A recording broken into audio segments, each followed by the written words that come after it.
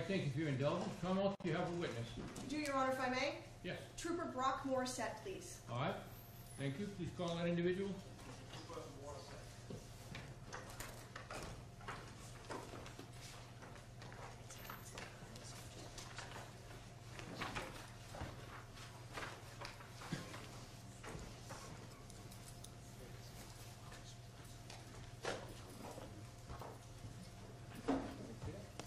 Morning, Trooper.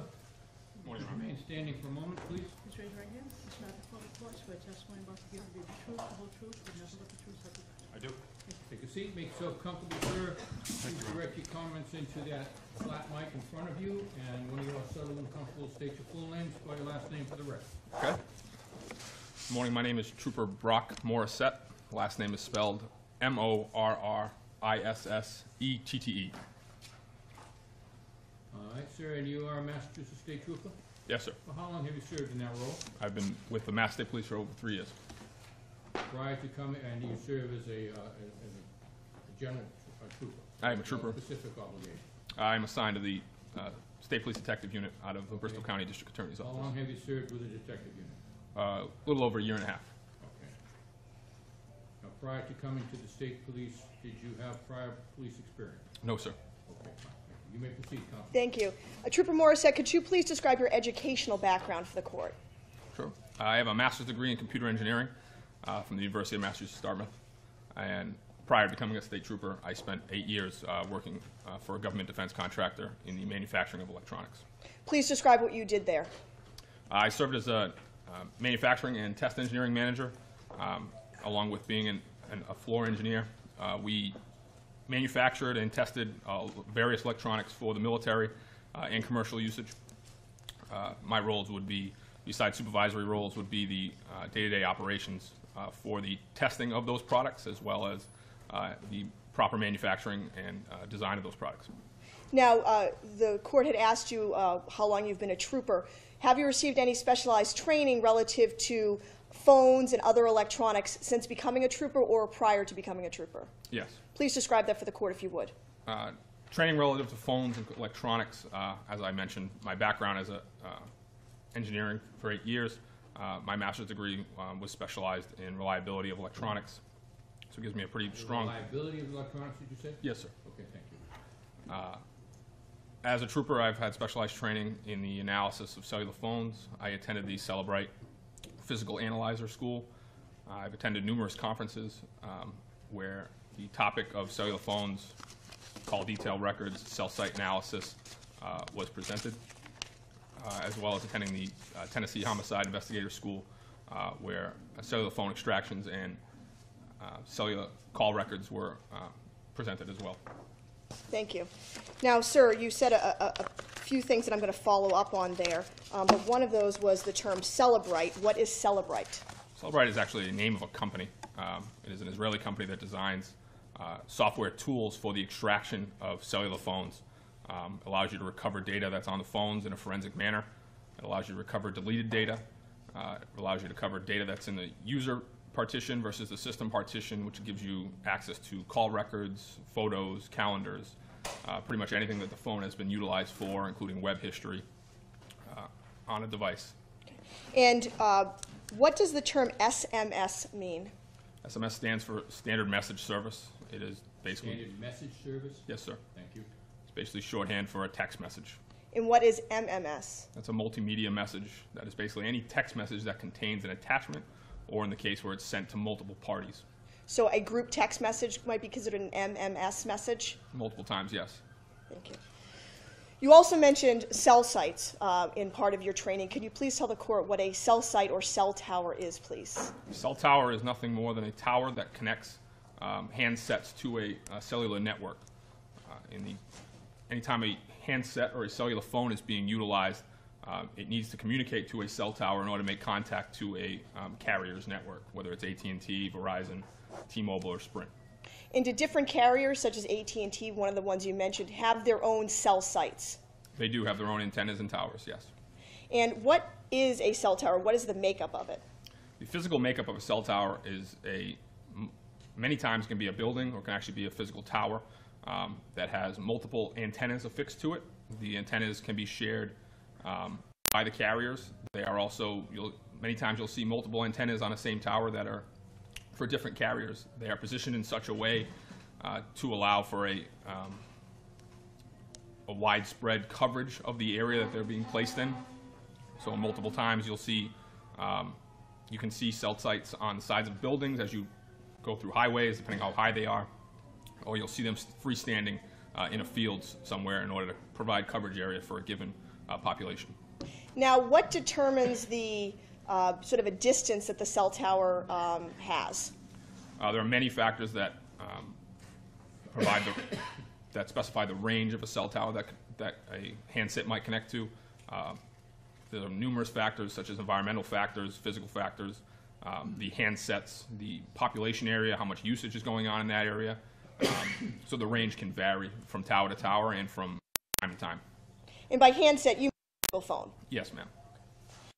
Now, fair to say most phones today, sometimes called smartphones, both send text messages or MMS, group messages, as well as make phone calls and use data.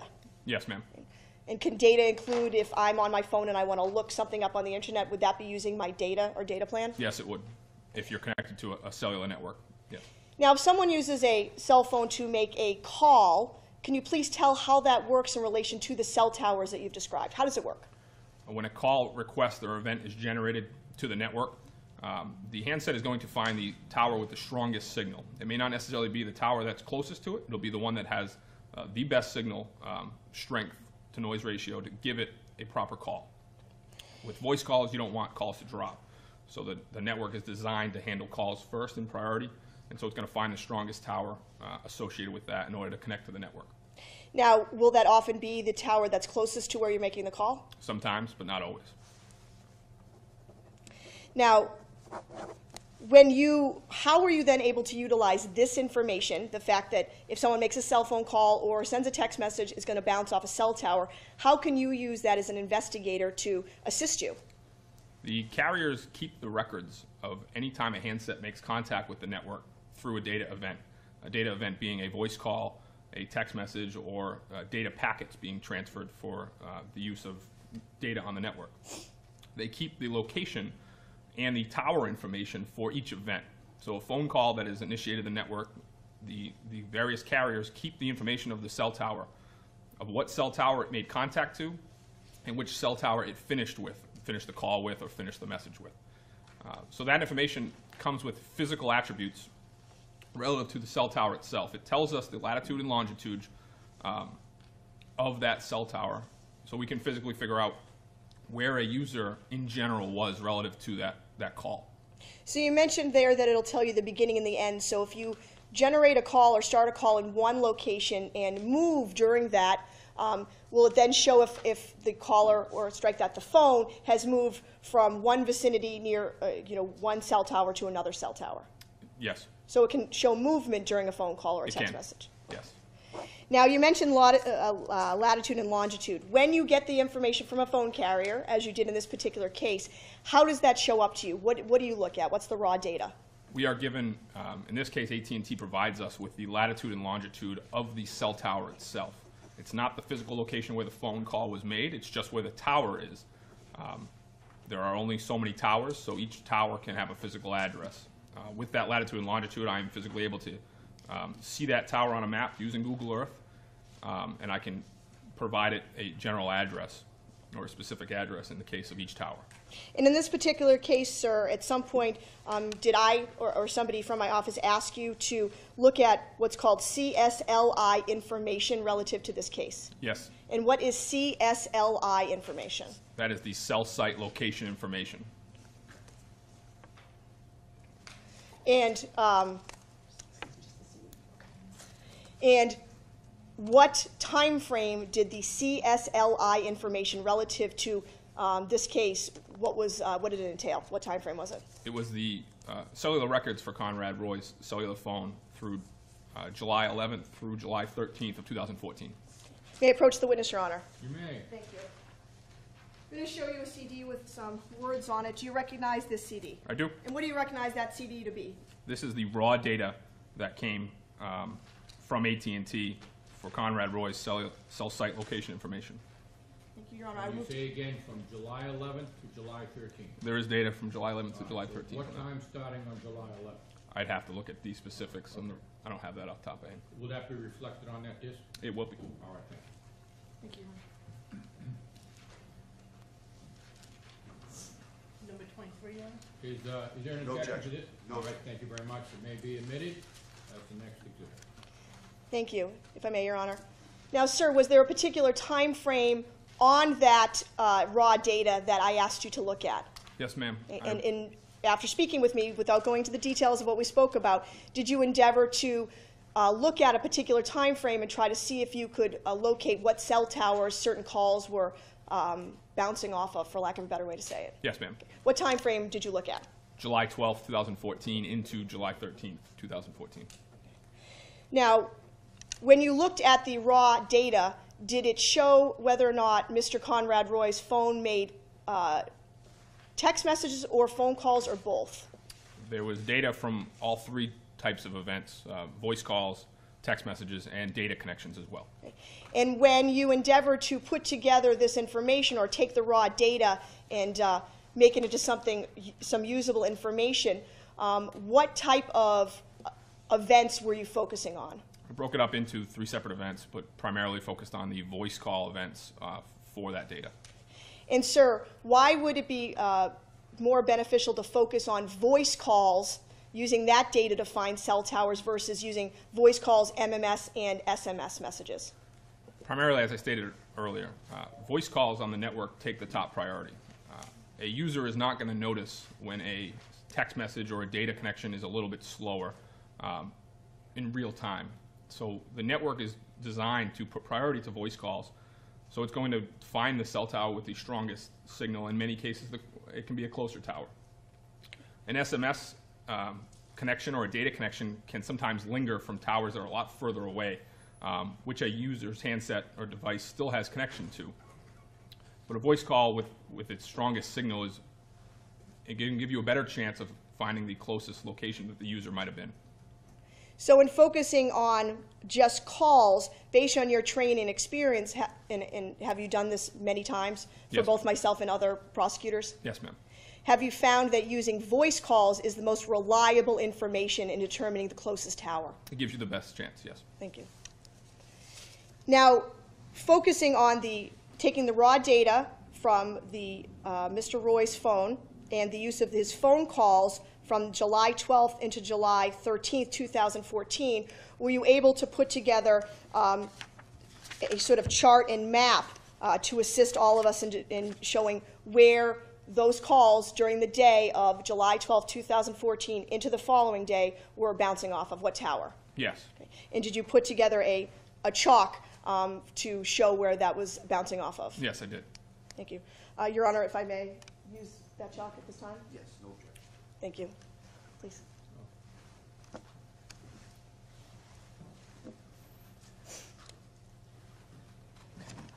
All right. Let's start off with, what are we looking at here? So this is basically an index of what the PowerPoint presentation shows, what the chalk shows.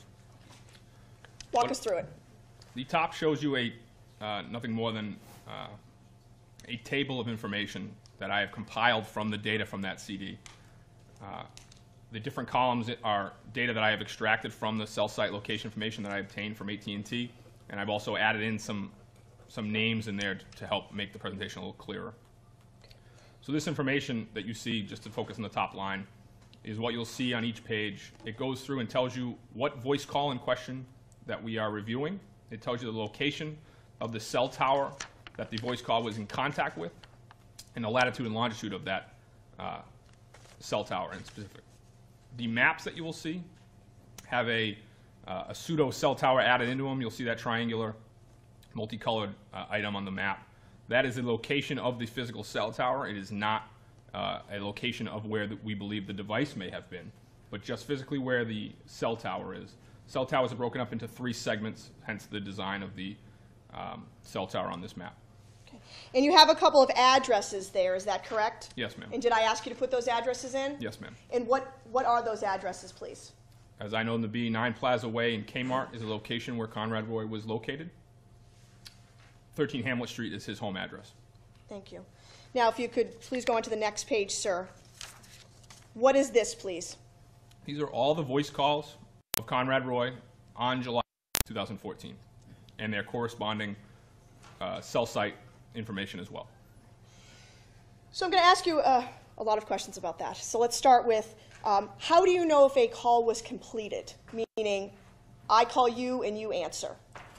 Anytime you see a call with a duration of 0, many times that is indicative of a phone call that is not answered. So it means that both handsets were on the network, so somebody had to generate the call, and there had to be another handset on the other side who received that call, but that no one picked up. When you start to see durations greater than 30 seconds, you can assume, for lack of a better word, that the call was answered and the two parties spoke. Under 30 seconds, it's really tough to describe if somebody actually answered the phone without having that knowledge firsthand.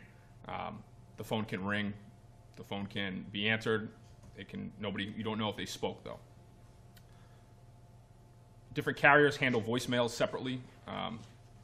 Different sets of data. Voice calls can go to another phone number, so you may see an outgoing call into a voicemail, depending on the handset in question. All right, so if it's a 0 duration, chances are they didn't speak. If it's more than 30 seconds, they may have spoken. If it's between 0 and 30, you can't tell without having more information. Correct. I would say that's the best rule of thumb. Thank you. Now, sir, if I call you and you don't answer, will there still be cell site information for you to utilize, even though the call was not completed? Sometimes yes, and in many cases there are, if the handset is on the network. And in this particular case, even when calls weren't answered, were you able to get cell site information? Yes. So let's start from the beginning, start from the top, please, to that first call. What time is that first call, and who is it from and to? First call comes in, all these times listed in military time. And these times have been adjusted properly for the Eastern time zone. And let me ask you a question about that. With the raw data, is that in UTC time? Yes, it is. And what is UTC time? UTC stands for Universal Coordinated Time. It is the basically standard set of time that the world will use to correlate data, especially electronic data. It all then needs to be correspondingly adjusted to the time zone that you physically are in. And did that UTC also used to be known as Greenwich Mean Time? It can also be used as that, yes. And with regard to this, where we are in Massachusetts, fair to say it's either 4 or 5 hours off, depending on daylight savings. That's correct. And at this time, how many hours were we away from UTC? In the July summer of 2014, it would have been 4 hours off. And as such, did you make that adjustment, and are these times accurate that we're looking at? Yes. Okay, thank you. So the first call would have... Excuse me just a second. We're looking at the first call on this chart. The call was actually, according to this chart anyway, made at 4:10 In the morning? in the morning. That's correct. All right, so at the end of all this analysis that you have just described, when I look at this chart, 4:10, the number on this chart is to the time of call. Yes, sir. Is our time here in Massachusetts. That's correct. At the time this call was made. Yes, sir. All right, thank you. And you've made adjustments for all calls, correct? Yes, I have. If you were to look at the raw data, this time would show up as 8:10. So the first call is at 4:10 in the morning. Who is that from and who is that to? That is an incoming call to Conrad Roy from Michelle Carter's phone number. And does that appear to be a completed call? No, it does not. And is there a next call 3 minutes later? Same set of scenarios. There's an incoming call to Conrad Roy from Michelle Carter.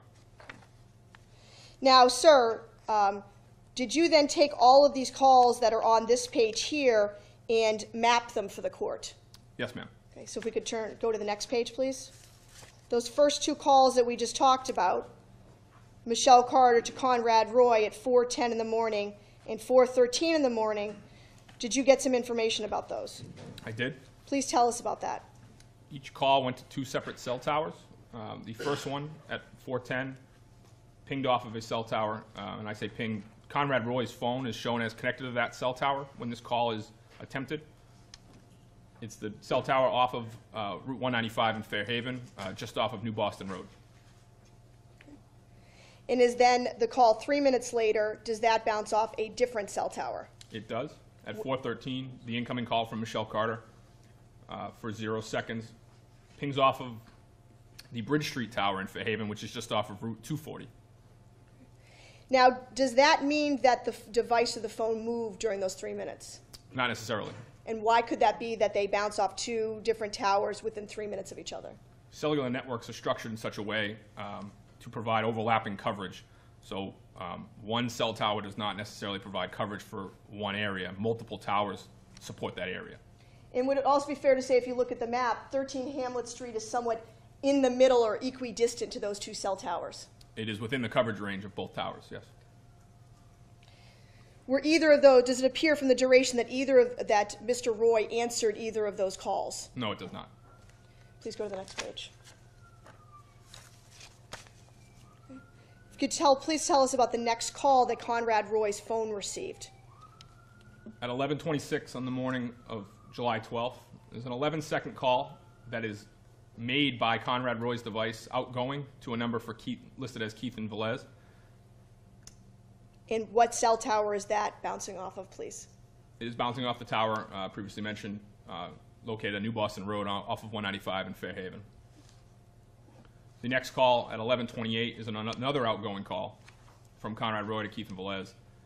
It is 3 minutes and 3 seconds in duration and is also making contact with that cell tower. And then finally, the third call, also in contact with that tower, is an outgoing call from Conrad Roy to Mom at 11:37 in the morning. It's 29 seconds long and is also contacted with that cell tower. Thank you. Now, moving forward, is there another call now incoming to Conrad Roy's phone from Michelle Carter that does not appear to be answered? Yes, that is.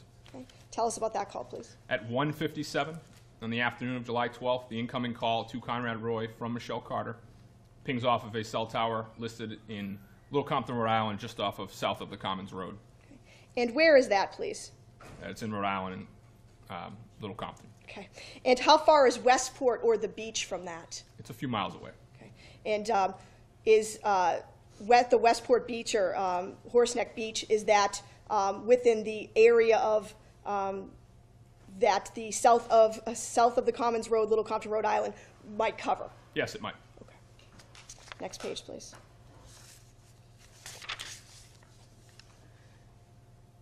Okay. Could you go to the next one?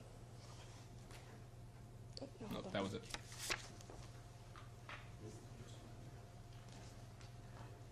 And is that, we're now looking at the cell tower for south of Common Roads, Little Compton, down there?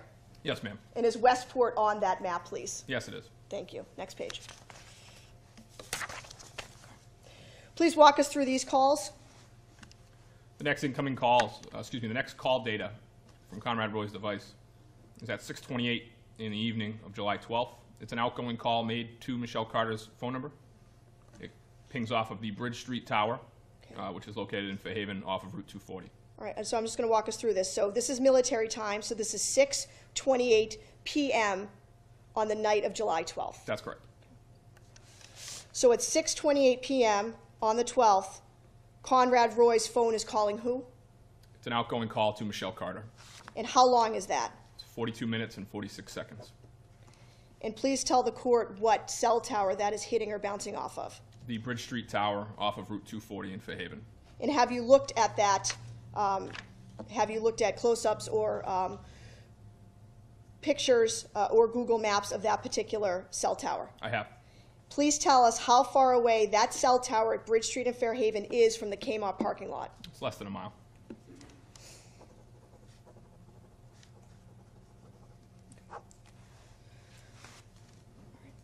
So after that call at 6:28 p.m., that lasts 42 minutes between Conrad Roy and Michelle Carter, is there now an incoming call at 7:12 p.m.?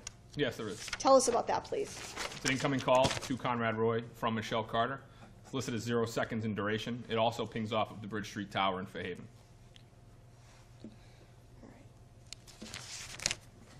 Fair to say, based on that information, that phone call was not answered. Correct. Now, shortly thereafter, or almost immediately, is there now another incoming call from Michelle Carter to Conrad Roy that night? Yes, there is. Tell us about that. Almost in the same exact time, at 7:12 again, there's an incoming call from Michelle Carter to Conrad Roy. It's 46 minutes and 35 seconds in duration, and it too, Conrad Roy's device pings off of the Bridge Street Tower. All right, so now it's 7:12 p.m. on the night of the 12th. There's a phone call made by Michelle Carter to Conrad Roy's phone at 7:12, lasting 46 minutes, correct? Yes, there is. And is it bouncing off the same cell tower that's within 1 mile of Kmart that the last completed call bounced off of? Yes.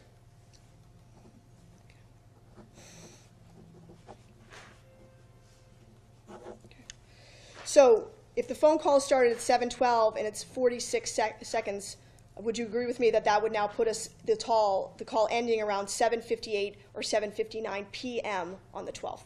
Yes, it would. Next page, please. Now, sir, after that completed call that ends approximately 7:59 on July 12, 2014, does Conrad Roy's phone ever make another outgoing call? No, it does not. Does Conrad Roy's phone ever answer another incoming call? No, it does not. Does Conrad Roy's phone ever send any text message to anybody ever again? No, it does not. Now, on this page where there's a series of calls, can you please walk us through it? Starting with the first one at 7:59. 7:59 is an incoming call from Michelle Carter to Conrad Roy. It's 0 seconds in duration. Conrad Roy's device is pinging off of the Bridge Street Tower. Same tower as the last completed call that phone ever made. Correct. Next one, please. 8:02 p.m. on July 12th, another incoming call from Michelle Carter to Conrad Roy. 0 seconds. It's also pinging off the Bridge Street Tower. Next one, please. 8:03 p.m. on July 12th, incoming call from Michelle Carter to Conrad Roy. 0 seconds long, also on the Bridge Street Tower. Next one, please. 8:04 p.m. on July 12th, incoming call from Michelle Carter to Conrad Roy. It's 0 seconds long. 8:02 is on the Bridge Street Tower. Next one. 8:05, July 12th, incoming call Michelle Carter to Conrad Roy. 0 seconds, Bridge Street Tower. Next one. 8:06 p.m. on July 12th, incoming call from Michelle Carter to Conrad Roy. It is 0 seconds long, and the phone is off the Bridge Street Tower. Is there another one at 8:07 that goes unanswered, also at the Bridge Street cell tower? Yes, ma'am. Another one at 8:09, Michelle Carter's phone. Counsel, he has already testified that there was no received or sent messages, if I understand your testimony correctly, Trooper, after the last call he just identified as some 45 minutes from Ms. Carter. Yes, Your Honor, the point of that, not that they were unanswered, is the location, that the phone never moved. I can read this chart. Thank you, Your Honor. Coming in, Do you have any objection? no objection. Oh. All right, Thank you. Then I have nothing further. Thank you. thank you very much. Mr. Rivera, you wish to inquire, sir? If I may, Your Honor, thank you. Morning, Trooper. Morning, sir. So, just to be clear, your task in this case was to map the previously obtained CSLI of a phone belonging to Conrad Roy, is that correct? That's correct. And this was based off of your review of obtained phone records from AT&T, is that Yes, correct? sir. This was not data that you yourself generated. No, sir. So CSLI, fair to say, it's not the only available method to try to track cellular phones, is that correct? What are you implying? Well, there is an available method of global positioning or system technology, otherwise known as GPS, isn't there? For a device, yes. Many devices have GPS on them. Correct. But isn't it true that a GPS receiver can track in real time and make a record of its location with accuracy up to a few meters? Isn't that correct? Yes, it is. But as far as you know, GPS technology was not utilized in this case to track Conrad Roy's phone between July 12th and July 13th of 2014. I am unaware of any of that data being available. And are you aware of another method known as capturing real-time cell site data? Triangulation of data from, such as a ping of a phone, sir? Yeah, triangulation. Are you aware of that method as well? Yes, sir. Okay. And what is triangulation? Triangulation is done by a cell phone carrier, such as a ping of you basically ping a phone, which forces it to basically provide its location by determining what other cell towers a device is in contact with, not necessarily making a phone call to. And with that data, the network can determine how far away a device is from multiple towers and provide a fairly accurate location of the device. And as far as you know, you didn't conduct triangulation for this particular matter, did you? No, I did not. And as far as you know, triangulation wasn't done in order to track the location of the phone for this case, right? You would have to do that real time, no. Okay. And so it's fair to say that GPS technology, triangulation, they're far more accurate determination as to where a cell phone might be located. Isn't that fair to say? In real time, yes, sir. Yes. Versus the CSLI information that you reviewed in this case? Correct. Okay.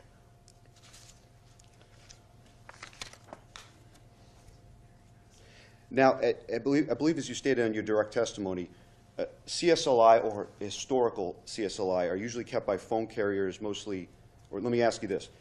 Isn't it fair to say that CSLI is usually kept by phone carriers mostly for billing purposes and not to track the actual locations of the phones? It's not designed to track the actual locations of the phones. It is used by the network engineers to better understand their network and their coverage areas of certain areas. So they do use that technology more than just for billing and for their own purposes. They do it to enhance their network. But billing is a primary purpose of keeping that data by the phone companies, is it not? I'm not aware of You're not why aware it's of that? important in billing. Okay. Now, you've shown the court some maps that you generated as part of a representation, correct? Yes, sir. Earlier, and there was these green, red, and blue lines that point out from the cell sites. Is That's that correct. These are lines that you drew up on this chalk. Isn't that correct? That's correct. So it's fair to say you didn't get these lines from the AT&T phone records, right? No, sir. These represent distance, approximation or distances that you drew up on your own. Isn't that correct? The length of those lines have in no way reflect the range of that tower. It is just more so to provide a representation of where the tower is physically on the Okay. map. They are color-coded for a reason to segregate that there are 3 separate sides of a cell tower. In this particular case, we did not get into the sector analysis of a phone call. Okay, so just to be clear for the record, so these don't represent the actual distance the cell site was broadcasting on the date of the incident? No, sir. Okay. And it's fair to say then that coverage may extend well beyond those lines? They certainly do. Okay. So just to clarify a few things, a particular cell tower or cell site's coverage can vary, as you stated earlier, isn't Yes, that sir. correct? Some may cover an area of up to 30 miles, isn't that correct? Theoretically, they can cover a very large range. I wouldn't say 30 miles is obtainable, but Okay, but many miles. they can recover more than Some can be as low as 3 miles, 1 to 3 miles, somewhere in that area. varying factors for each, but yes, sir. There's no way to simply, from observing, and is it fair to say there's no way to determine by simply observing the historical CSLI how wide of a coverage a particular tower had at a specific time? Isn't that correct? Correct. And isn't it true that cell phones do not always communicate, as you stated in your direct testimony, that it's true that cell phones do not always communicate with the nearest cell tower, right? It's correct. So, for example, phone calls could be connected to towers in other towns many miles away from the location of the phone. It has. I've seen that in the past, yes, sir. Fair to say that urban areas have a greater number of cell sites that are also closer together versus more rural areas where they're more limited and spread out? Every network is different, but yes, urban areas will have a stronger cell coverage area. It's fair to say that the town of Fairhaven is more rural than, say, New Bedford or Fall River. In terms of cell coverage, I'm not Yes. sure. In terms of population, absolutely. Okay. I'm going to show, I would like to show you a slide from one of your presentations.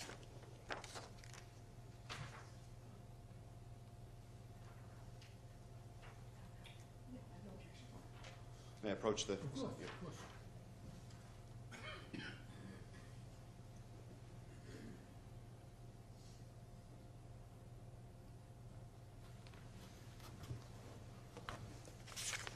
I was just looking at the slide that's on the computer screen, Yes, sir. Trooper. I would just ask you to focus on what's the New Bedford area, if you notice that the town of New Bedford is, or the city of New Bedford is located on that map. Yes, it is. And looking at this map, hypothetically, if someone was in the middle of the New Bedford area near Route 195, there may be at least 4 different cell sites in that area. Isn't that fair to say? Depending on where on 195 they are, there are multiple sites that cover that area. And if the phone moved around in this area, they could still be using the same 4 or more cell sites. Isn't that correct? Depending on the movement, yes, sir. So to clarify, there will be no way to say with certainty, based on this representation, if someone was, say, in the center of New Bedford compared to, say, well north of New Bedford on 195. You'd have to look at the times of each cell tower in connection to, but you have, without having more information, you don't really have a very specific location of that handset. Okay.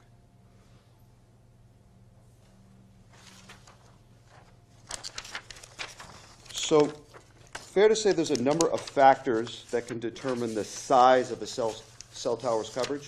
The range? Yes. Yes, sir. For example, one factor could be the number of antennas operating on a cell site. Isn't that correct? The type of coverage in that area, yes. Or the height of the antennas on a cell tower. Isn't that correct? In relation to the handset trying to make contact with them, that is a factor. Okay. Weather conditions can affect the coverage of a cell tower on a Yes, it can. particular day. There could be physical obstructions on the surrounding land on a particular day. Isn't that correct? Yes, sir. And another factor could be maintenance, whether or not maintenance was being conducted on the particular tower at that time. Isn't that correct? That's correct. And whether or not there was any power outages at that time. Isn't that correct? Many things can affect a cell tower's functioning. And again, your assignment in this case was reviewing the phone record data, mapping out the CSLI for this particular phone, correct? Correct. So you didn't contact AT&T for their outage records, for the dates and times covered in these phone records, did you? No, sir. You didn't conduct any measurements or other such analysis to determine whether there was any obstructions which could affect the coverage, did you? No, sir. You didn't contact AT&T and request information related to the network traffic on the dates in your representation, correct? No, sir. So you made no attempt to determine if there were any factors which would affect which cell site Mr. Roy was using on this particular representation, did you? That was not my task. No, sir. Now, as you stated in your direct testimony, the latitude and longitude coordinates on those maps specify the location of a cell tower in question, not where the phone or handset was physically located, correct? Correct. And the AT&T phone records you analyzed, they capture every time a communication was sent or received to Conrad Roy's phone. Isn't that correct? Yes, sir. And each of these communications transmit a signal, as you said, that bounce off a cell site. Correct. Okay.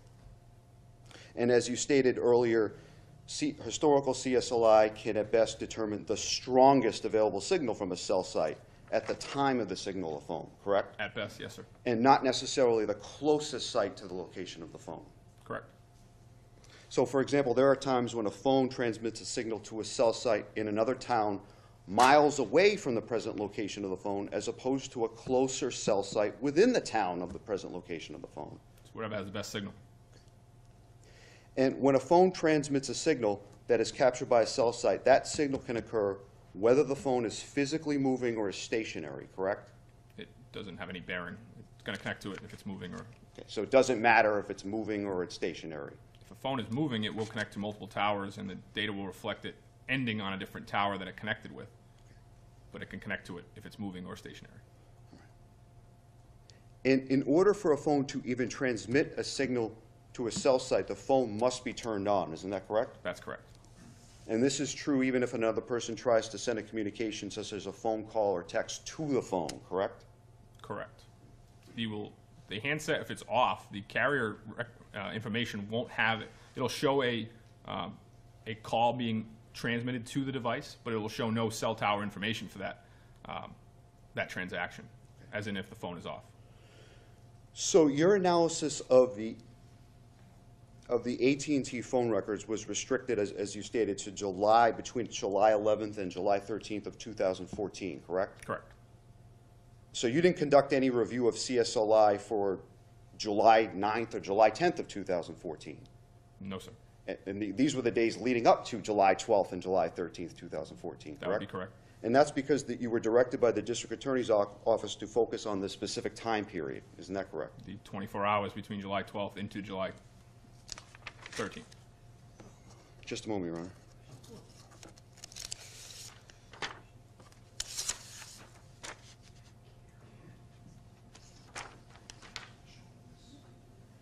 May I approach the slide?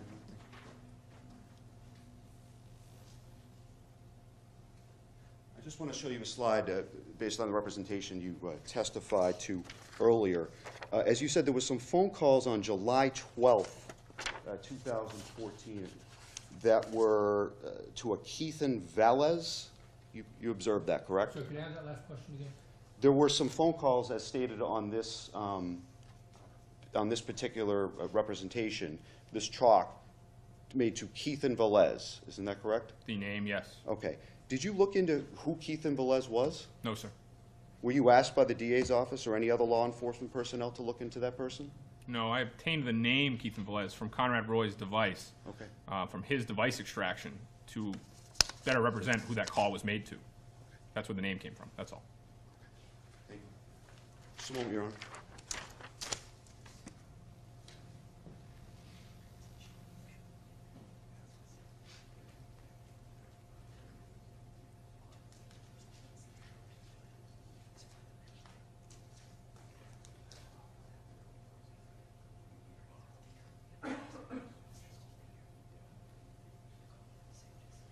Just a follow-up question, Trooper. If the phone is completely off, or the phone records, AT&T phone records, or any phone records you view, would be able to show any data locations from The phone's off. longitude? Yeah, if the phone is completely off. The phone is off, it'll have no connection to the network. So therefore, you would not be able to see any longitude or latitude coordinates. Is that correct? Because it has no connection to the network, that's correct. If I could just ask, before you step away, Mr. Madeira, let me just, if I may, just follow up on that.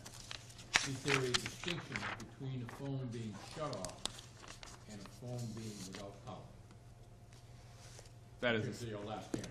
when you say without power, you're saying the phone, Or the battery's dead. that would be a phone is off the network. All right, that's smart. All right, thank you. Any follow-up, Mr. Madeira? No, Your Honor. All right, thank you. Ms. Rayburn? Thank you. Briefly, if I may, Your Honor, just to follow up on some of the questions. With regard to, defense counsel asked you about the call will go to the strongest signal. And in this particular case, actually, I'll do it this way. Thank you.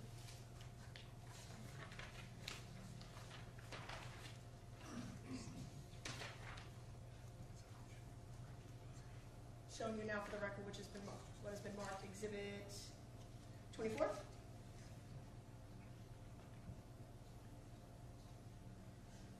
And it's, Can you sharpen that a bit? I'm going to try, Your Honor, absolutely.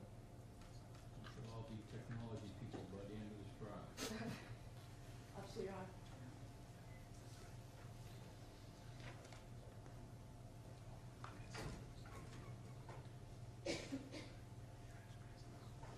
I'm just trying to get it to focus.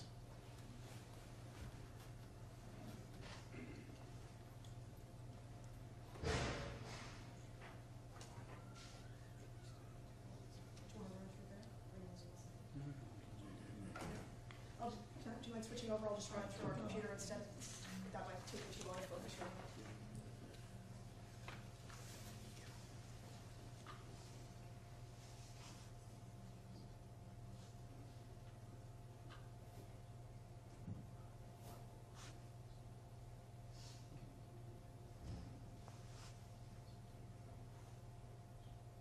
Okay. Keep going, keep going, keep going. Next one, please. Great, thank you very much. So, and for the record, except is this 24? This is a visual of Exhibit 24 for the record, Your Honor, if I may.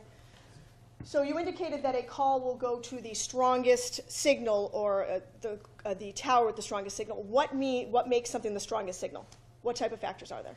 As I mentioned earlier, environmental factors, the handset itself, different devices have better abilities to communicate to towers. Network usage in the area at the time. The network may send calls to a different tower because it's overloaded on some towers, also known as handoff to a different tower. So there are varying factors. But in this particular case, what was the closest AT&T cell tower to 9 Plaza Way where Kmart was? Bridge Street in Fairhaven. The one that all of these calls are bouncing off of. Correct. And the distance again is between the two of them? Approximately a mile. And after this call begins on 7/12/2014 at 6:28 p.m., the first call, longer than 40-minute voice call between Michelle Carter and Conrad Roy, does that device, Conrad Roy's device, ever bounce off another cell tower? Whether he's answering or not, does it ever bounce off another cell tower? No, it does not. If you go to the next page. And what is the last call received there? What's the last call? 8:36 p.m.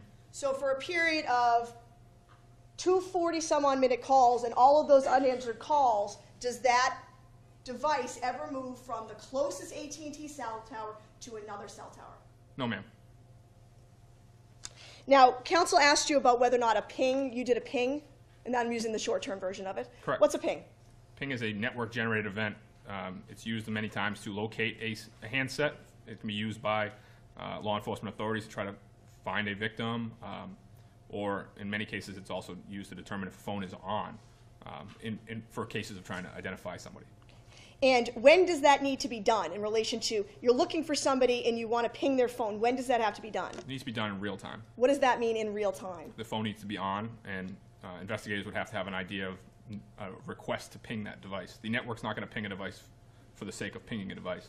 And can you just do that, or you can, based on being a trooper in your training experience, can you just say, you know what, right now I want to ping a phone?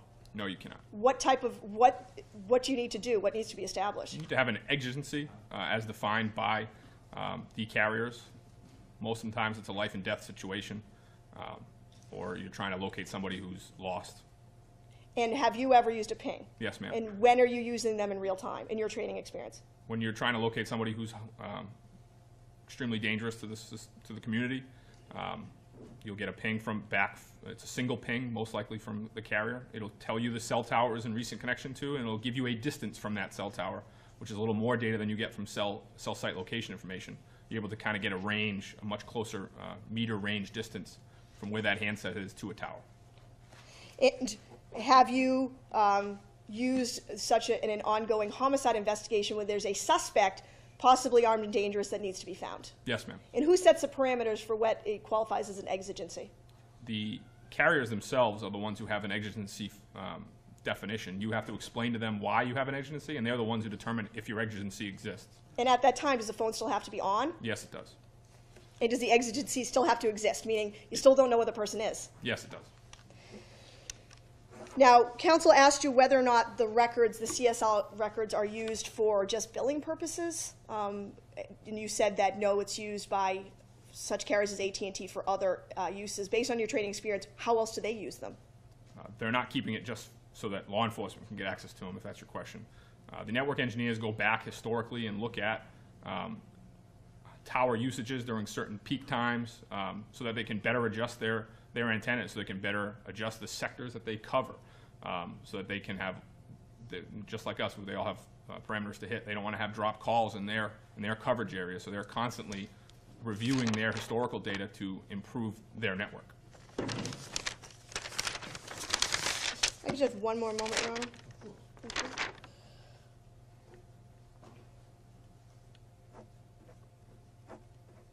And then after a call, after a phone, say it, as the judge asked you, is dead, the battery dies, are you ever going to, and it is never turned back on again, are you going to have any cell tower or any information about the whereabouts of that phone? No. No more questions. Thank you very much, Your Honor. Is there anything? Yes, just a couple quick follow-ups, Your Honor. Yes, of course.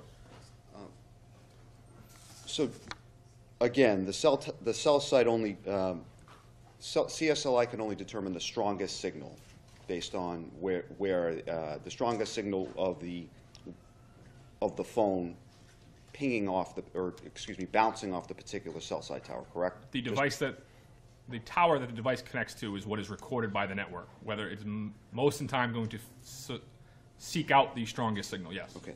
So there's no way fair to say there's no way to determine if if the handset is moving within the general area of the cell site tower. There's no way to specifically determine within that general area where the handset or cell phone is. Isn't that correct? You can break it down into the three sectors. In the data that's provided here, all the corresponding calls and data at the end all fall into one sector. Normal times when you see a device maybe driven around, if they were to physically drive around a cell tower, you would see that device move from sector to sector along the coverage area of that single cell tower. But if if the handset was located within a moving vehicle and was driving around, say, the Kmart Plaza and going to other commercial buildings, the cell site within the very near vicinity, say, just down the road, that the cell site, the CSLI would not be able to determine which specific commercial building or that it was located at. Is that fair to say? I guess I don't understand your question. What I'm asking you, Trooper, is the CSLI data cannot determine the movements within the general area close to where the cell site tower is located. Isn't that You're fair saying to if say? the handset moved 5 feet to its left and right, would it change? 5 feet, half a mile, let's use In that. some cases, no. In some cases, yes. It may change towers. Okay, so it depends. It does. Okay. And just to be clear, the Assistant District Attorney asked you about the phone call at 6:28 p.m. on July 12, 2014. Yes, sir. Just because that was an outgoing call from Conrad Roy, wasn't that correct? Yes, sir. Thank you. Check. I am. Thank you very much, All Trooper. right, you may step down. Thank you, Your Honor. Thank you for your assistance in this case. You are free to go. Thank you, Rob. Did the Commonwealth have a further witness? Yes, Your Honor. Dr. Farrell Sandler. All right. Please raise your right hand. Swear to the full court, swear the testimony you're about to give to be the truth, the whole truth, and nothing but the truth, so help you God. I do. Okay, please take a seat. It's so important that you keep your voice up nice and loud and direct your comments into that flat mic in front of you. When you are settled and comfortable, please state your full name and spell your last name for the record. Dr. Farrell Sandler, full name spelled first name F like Frank, A-R-Y-L, last name Sandler, S-A-N-D-L-E-R. All right, you may proceed, counsel. Thank you, Your Honor. Good morning, Doctor. Good morning. What is your occupation? I am a medical examiner for the Commonwealth of Massachusetts. And are you currently working at the Chief Medical Examiner's office in Boston? I am. And how long have you been employed with that office? I have been employed since 1999, So that's in excess of 17 years? approximately, yes. And what is a medical examiner? A medical examiner is also known as a forensic pathologist. And what is pathology, please? Pathology is the scientific medical study of disease in the most general term way of saying it. And could you please describe the nature of forensic pathology? So forensic pathology is a subspecialty of general pathology, and it is the science, the medical science of recognizing and interpreting diseases and injuries in the human body following death. And does that also entail testifying in courts and providing that type of information in a legal setting? It does. And could you please describe for us your educational background? Yes. I received a Bachelor of Science in Neuroscience at Brown University in 1990. Following that, I attended Tufts University School of Medicine, where I received my medical degree in 1994. Following that, I attended Harvard for my residency in both anatomic and clinical pathology, where I then stayed on for an additional year as co-chief resident in anatomic and clinical pathology. Following that, I did my fellowship in forensic pathology at the Office of the Chief Medical Examiner in Boston. And in your career, the total number of autopsies, how many would you estimate you have performed? Well over 1,000. And have you had opportunities to testify in your capacity as a medical examiner in courts of the Commonwealth? I have. In what particular courts? Probably most of the superior courts in Massachusetts. I don't have an exact number. And I mentioned the word autopsy. Doctor, could you tell us what is an autopsy? Yes, an autopsy is a surgical procedure that is performed on a deceased individual. The main reason for doing one is to determine the cause and manner of death. And are autopsies done in all deaths in Massachusetts? No. What are the requirements, or what are some of the standards of procedure and protocol with the Office of the Chief Medical Examiner in determining whether or not an autopsy will be done? To start more broadly, there are certain criteria of which deaths in the Commonwealth need to be reported to the Office of the Chief Medical Examiner. Examples are anybody who dies outside of a hospital, anyone who dies of an unnatural death. There's a list of criteria of deaths that need to be reported to us. And then once the deaths are reported to us, then we determine whether or not we want to take jurisdiction over that case. So a sudden and unnatural death, we would decide to take jurisdiction over the case. So once something, although it might be reported, the chief medical examiner's office might not perform an autopsy. So, for example, if an elderly person passes away at home, but they may not have a primary care doctor to sign their death certificate, then we would take jurisdiction of that case so that a death certificate can be generated. And for example, in a case like that, in a situation like that, we would accept jurisdiction, but we would not do an autopsy. So we do not do autopsies on all of the cases that we accept jurisdiction over.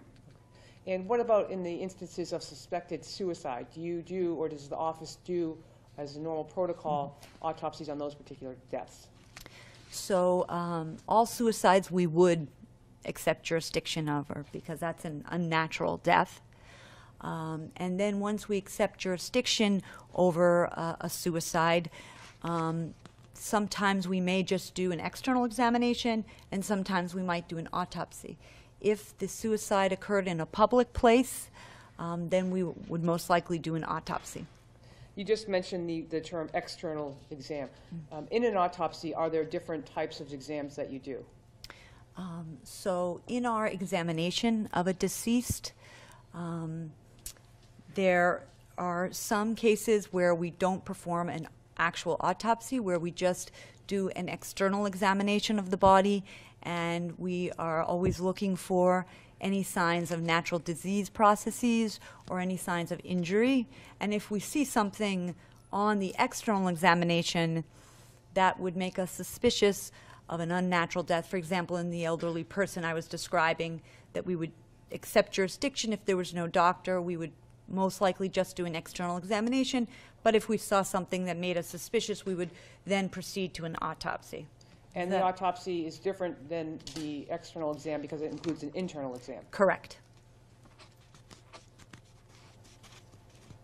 I'm going to draw your attention, Doctor, to July 14th of 2014. Did you have an occasion to perform an autopsy? I did. And where was that autopsy performed? At the Office of the Chief Medical Examiner, which is in Boston on Albany Street. And in performing that autopsy, did you follow the procedures that you just laid out for us? I did. And initially, when the decedent arrives, are they identified for you?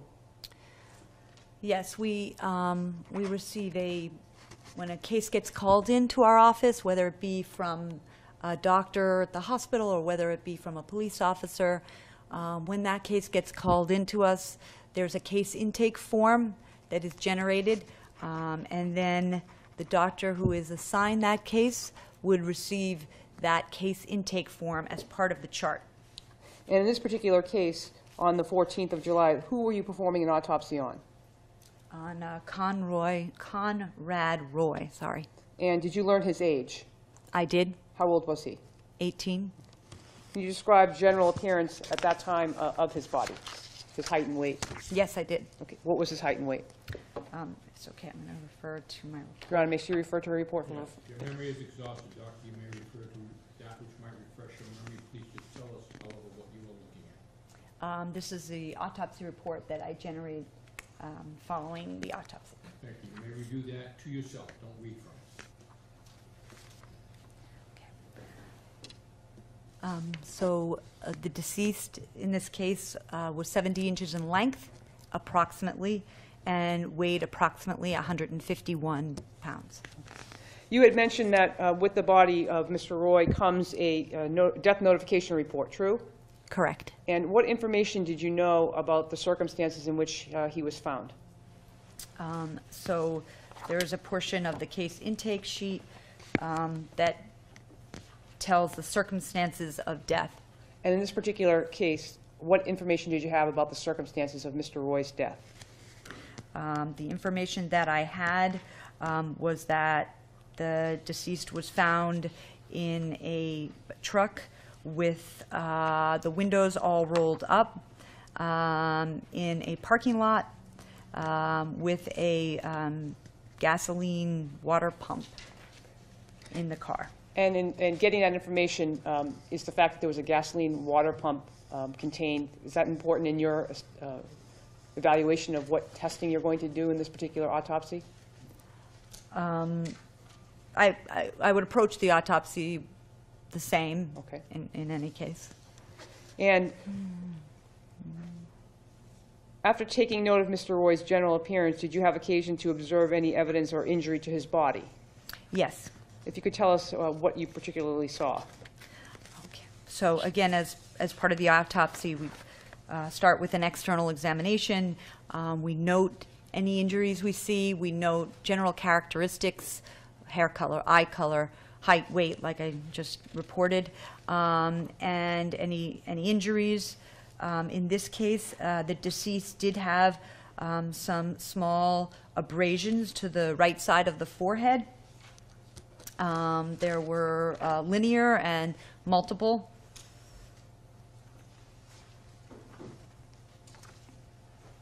I'm going to ask you, Doctor, if you could look to the screen. We're going to put up a photograph and ask if you... Can I see counsel sidebar with those photographs? Yes, Your Honor. Your Honor, may I approach the witness? You may. Doctor, I'm going to show you a photograph. I'm going to ask you if you can describe what you're seeing here, and if that is a fair and accurate depiction of how you saw Mr. Roy when you were doing the exam of him. Yes, this is a photograph of the face of the deceased in the autopsy room on the autopsy table. And you had mentioned that you saw some linear scrapes or abrasions on his forehead, or what side of his forehead? The right side. And are those depicted in that photograph? They are. And Doctor, in your training experience, could you tell us what mechanism or what causes an abrasion? What is an abrasion? So an abrasion, in layman's term, might be called a scrape. It is caused by injury to the superficial layers of the skin, and that can be caused from friction with a rough object, or it can be caused by compression, but it's injury to the superficial epithelial layers of the skin. And in this particular case, are you able to give an opinion as to how those abrasions occurred on Mr. Roy's head? No. Were there any other injuries that you noted to his face or his body at that time? There was on the bridge of the nose what we call a drying artifact. It can sort of look like an abrasion, but it's a post-mortem finding when somebody is leaning against something or something is leaning against them. You can get a sort of drying artifact like that, or you can get it when nothing is leaning on it. Sort of. So when you say post-mortem, that means after death? Yes, sorry. Could something, for instance, like sunglasses cause that type of, if someone was wearing sunglasses at the time? Yes. Did you make any other observations to his body? Again, I noted all the general characteristics, and then there are post-mortem changes to the body that we also note. And what are those, please? So post-mortem changes in particular that we look at are something called rigor mortis and something called liver mortis, or lividities. Let's start with rigor mortis, please. What can you tell us? What is rigor mortis? Rigor mortis is the stiffening of the body that you see following death, that is due to the disappearance of ATP from muscle, which is sort of the main energy source for muscles is ATP. So it's the disappearance of that which causes rigor mortis, which is this stiffening of the body. It is a action that takes some time to develop. It starts slowly, and in average conditions, it develops over a period of 8 to 12 hours, and of course this varies considerably, and then it stays for a period of time, and then in average conditions it disappears by 36 hours, and then you're left with no rigidity anymore. And again, there's a lot of variables but those are And you averages. say average conditions. Are there these variables that you mentioned? Can heat or temperature be a variable that can change the hours to go from lividity to than staying in the lividity and then coming out of lividity? You mean, I'm sorry, rigor mortis. I'm that's sorry. okay. Yes, absolutely. what- Temperature is a major factor that can change those values, and it would accelerate. So if it's a hot temperature, or if someone's in a hot car, that can increase when they come out of rigor mortis. Yes. When you examined Mr. Roy, was he in rigor? He was not.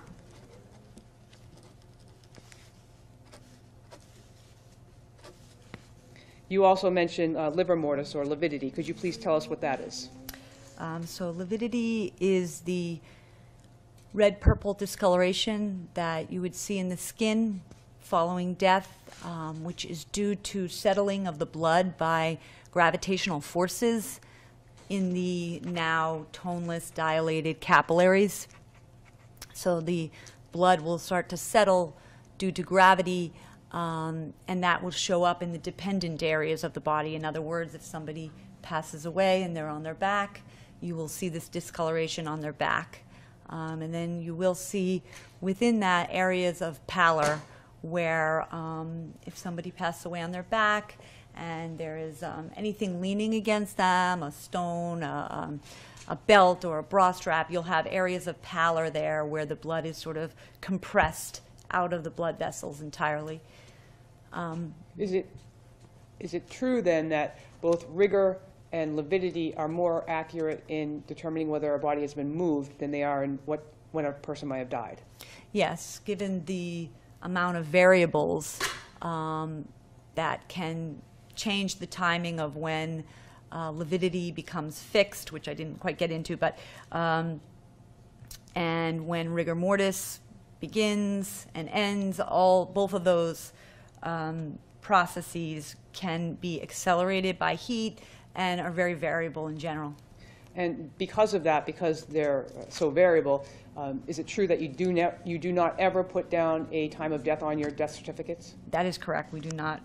There's no reliable way to accurately determine time of death. Getting back to lividity or liver mortis, you said it's normally a reddish purplish color. Yes.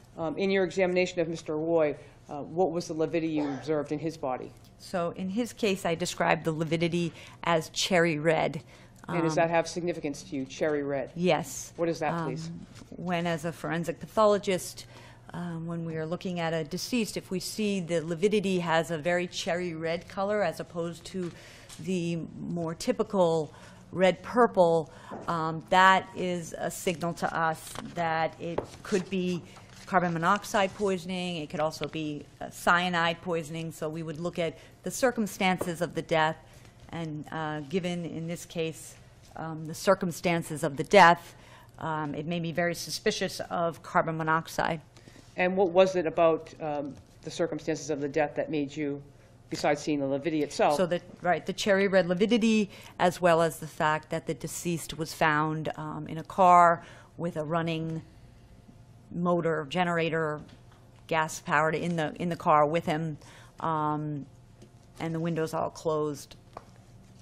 And based on that, seeing the cherry red and the circumstances, did you order additional testing for Mr. Roy? I did. We do draw toxicology on all of the autopsies that we do, and but in this case, we look for drugs of abuse normally, and in this case, I asked for them to run additional testing for carbon monoxide. And what is carbon monoxide? Carbon monoxide is a odorless gas, which is formed which is found in the fumes of fuels that contain carbon. So it's found in the fumes. So fuels that contain carbon would be wood, gas, coal. And is it normal to find carbon CO in someone's blood? Yes, you can find small amounts of CO or carbon monoxide in everyone. And what would be the percentage of a normal person, the carbon monoxide in a normal or healthy person? A normal, healthy person walking around who's not a smoker and would have a carbon monoxide level of approximately 1 to 3%. And you mentioned smokers. Do they have an elevated carbon monoxide level? They do. What would that be normally? Or generally? Smokers can have up to 3 to 5%. Sometimes they say you can see up to 13% carbon monoxide in a smoker.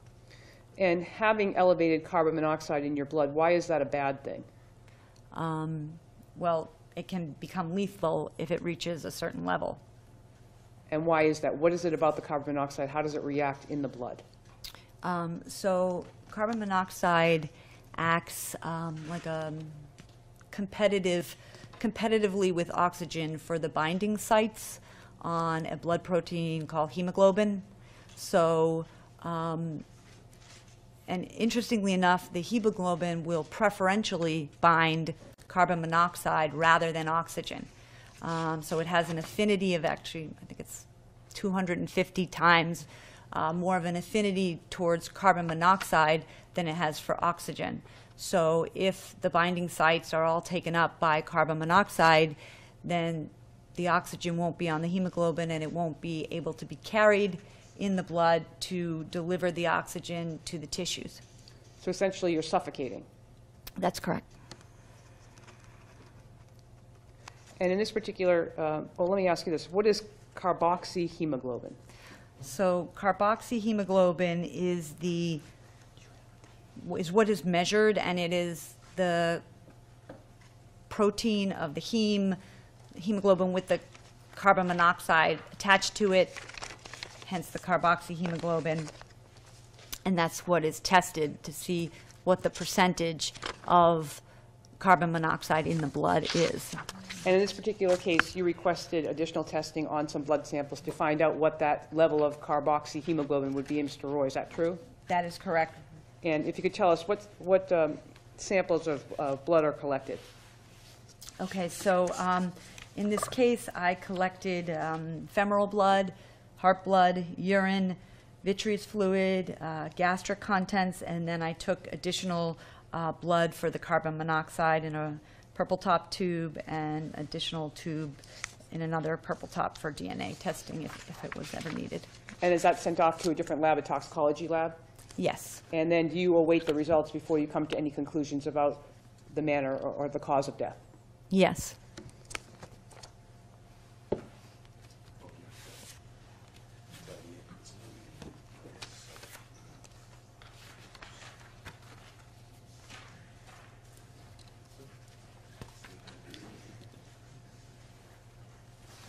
believe that was the first number that was entered by stipulation, correct? I'm good. Your Honor, if I may, can I put it on exhibit number 1? May. Doctor, is this the actual post-mortem toxicology report that you reviewed in this particular case? It is. And just going through the detailed findings, it appears that there is none of these items that are detected until you get down to item, well, let's go first, 1-1-404, pooled cavity blood. Is there a reading for carboxyhemoglobin? Yes, so first they would screen it, and looks like it was screened and it was positive, and they would go ahead then and measure it. And in this case, the percentage of carboxyhemoglobin was what? 71%. And you had mentioned earlier in your testimony that carbon monoxide levels can get to be lethal. Mm-hmm. In your training experience, what is a lethal, or when does the level of carbon monoxide become lethal in the human body? The literature varies, but definitely 60 up to 60% leads to unconsciousness, and 71% would absolutely be lethal. And there's also Sorry, a, 60% leads to unconsciousness, what was the latter part of your answer? And 70% would absolutely be lethal. Okay, thank you. now there also appears to be another area in which there was a positive screening, and that's in organic bases and neutrals. Can you tell us how to pronounce that and what those things are? So it looks like the toxicology lab picked up diphenhydramine and citalopram and metabolites of citalopram. And what is diphenhydramine? Diphenhydramine, it's an antihistamine. It's seen in allergy medications, and some people use it like something like Benadryl for to help with sleeping, things like that. And citalopram, is that something like Celexa or Lexapro? Yes. Now, I want to talk about the 71% level of carboxyhemoglobin, please. You mentioned that that's a fatal level. Yes. And when would a person start feeling the effects of that in their body? At what percentage you mean, or Yes. what, or time? Foundation, which is an expert on carbon monoxide. Rule? You may answer, ma'am. So at about, so you have differing levels, and it's this is just what's in the literature, but you would start to see, like I said, at 60% you'd become unconscious. Lower levels you'd start to become dizzy, confused, somnolent. And would there be any type of coughing or retching that could occur as your levels are getting higher? So according to the literature, if one was breathing in a very heavily air that was very heavily infused with carbon monoxide, there is literature out there that at about 1 to 2 minutes, one would start coughing. I'm sorry, what? 1 to 2 minutes 1 to 2 minutes. of breathing in, that one would start coughing. And how would it progress? And then the coughing would become more and more severe, and then would lead to severe coughing and retching. They say at about 5 minutes, 6 minutes. By about 13 minutes, the literature says one would become unconscious. Approach in this, we should. Come on up. Approximately 20 minutes, there would be no more breaths. Death, So death at 20 minutes. approximately.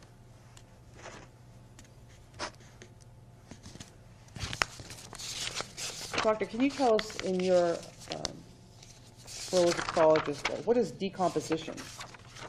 In the general term, it's breakdown of the body tissues following death. And in this case with Mr. Roy, did you note any areas of decomposition on his body? I did. And where was that, please? There was a green discoloration noted on the right side of his lower abdomen. And what causes that green discoloration, please?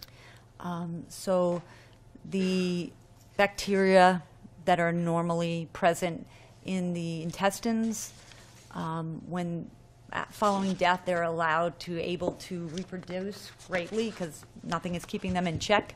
And so that green discoloration that is not uncommonly seen in the abdomen over a period of time following death, you'll see that, particularly in that area, because the intestines are very close to the surface of the skin there in the right lower quadrant of the abdomen. So, like I said, literature says you will see that by 36 hours in normal temperate conditions. And I saw that in the right lower quadrant of the abdomen.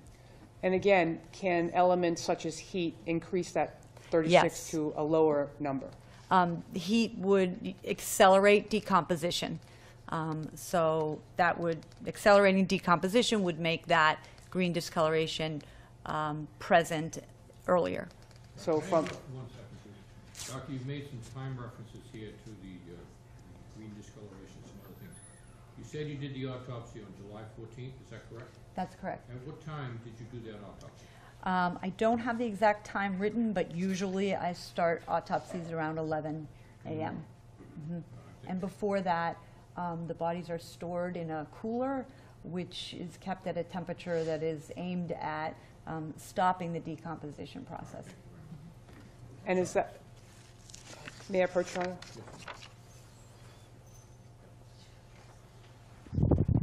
Doctor, I'm going to show you a photograph and ask you if you recognize that as the condition of the body as you saw it during the autopsy. I do. And if you could just describe what we're actually seeing in this abdomen portion of Mr. Roy's body. So again, this is a picture of the abdomen in the deceased on the autopsy table. And here you can see the cherry red lividity that I was speaking about earlier. You can see it here in the dependent area, given gravity. If one is sitting up, that lower abdomen would be the dependent area. You can see the color is somewhat what we would call cherry red. And then you can also see an area of pallor here within the cherry red in two different areas. What is that consistent with? That's consistent with something leaning against the deceased. The lower line would most likely be a belt or underwear, elastic. If someone was sitting down in a seat and their legs were bent in that area, would that create that pallor? That could create that, or leaning over. Again, this other line of pallor could be from leaning over, it could be from something pressing on the deceased in that area. I can't say what's causing that. And do you also note another discoloration in that photograph? Yes, I see the green discoloration on the lower end of the photograph on the right side of the deceased that I was discussing. Your Honor, I'd ask those two photographs that we've referenced in the testimony of the doctor be the next exhibits, please. Is there an objection to their admission? No. They shall be impounded at this time, and they should be impounded and kept in separate custody, but of course they are admitted now. Thank you.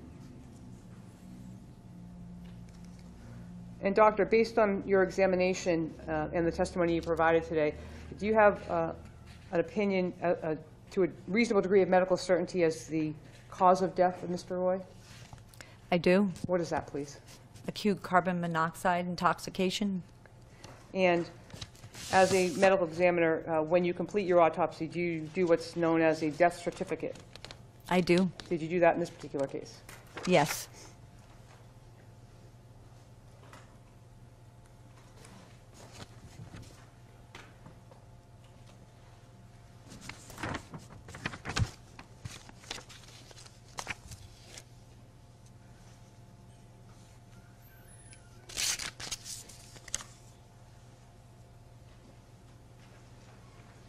May I approach, Your Honor? May. Doctor, is this the death certificate of Mr. Conrad Roy III? Yes. Your Honor, I move to introduce that as the next Is exhibit. there an objection? No, Your Honor. Marked as the next exhibit, please. Number 26, Your Honor. Thank you. Nothing further, thank you. Thank you. Would you, Mr. Fellow? Thank you. Good morning to you, sir. You may proceed when you are ready. Thank you. Good morning, Doctor. How are Good you? morning.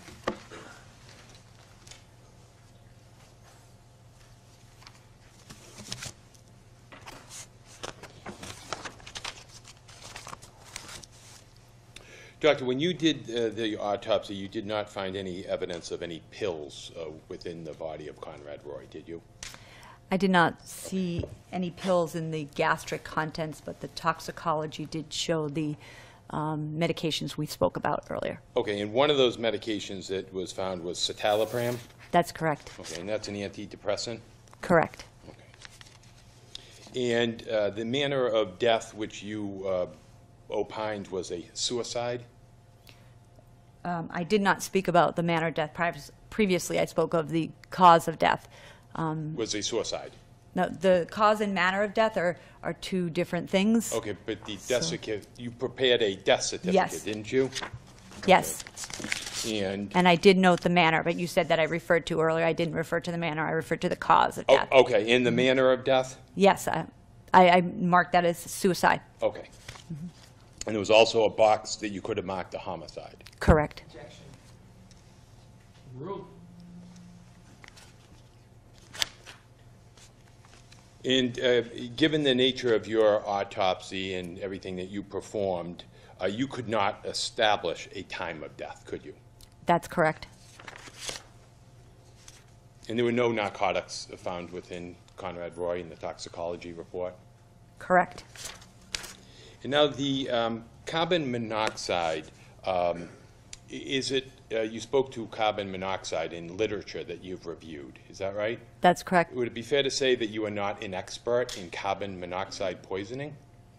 I'm not sure how to define that, but as part of, it is something that we, as medical examiners, need to be very familiar with because of both the accidental nature that comes up in it and suicidal nature and other things. So, but Is it fair to say you've probably seen hundreds of suicides by carbon monoxide? I don't know the exact number, but I would say certainly over 50. Okay. And that is a method of suicide that you see frequently, is it fair to say? Yes. In the saturation levels, if you know, within the environment of carbon monoxide becomes important of how quickly a person would be overcome by the carbon monoxide? Correct. Okay, so in other words, if the levels in the environment the person is in are low levels of carbon monoxide, it will take longer for a person to become incapacitated. Correct. All right. So when you gave a timeline a few minutes ago to the court of how long it would take before a person would become incapacitated, you were just generally speaking? I was referring to a study in the literature where it was a situation very similar to this situation where a individual had attached a hose to their exhaust pipe, put it in the car with the windows up, and happened to have been tape recording the entire episode. So that's where those numbers and timing, and again, it would be a high saturation of carbon monoxide like this one. And so the study that you're, or not the study, but the suicide that you're speaking of where there was a tailpipe used, that was not the case here, to the best of your understanding. Correct. And the tailpipe that was used in that particular study that you're looking at, do you know what kind of engine it was using? Nope, just that it was a An automobile. combustion automobile engine. Do you know in that study whether or not it was a pickup truck versus a SUV versus an ordinary sedan? No, I don't. And in this particular instance, you don't know if any windows were open in the truck that Conrad Roy was found in? I have to refer to the circumstance. Do you have any personal knowledge of whether or not any windows were open? I was not there, but I would have the report when the police officer called it in, which would be under the circumstances of the death.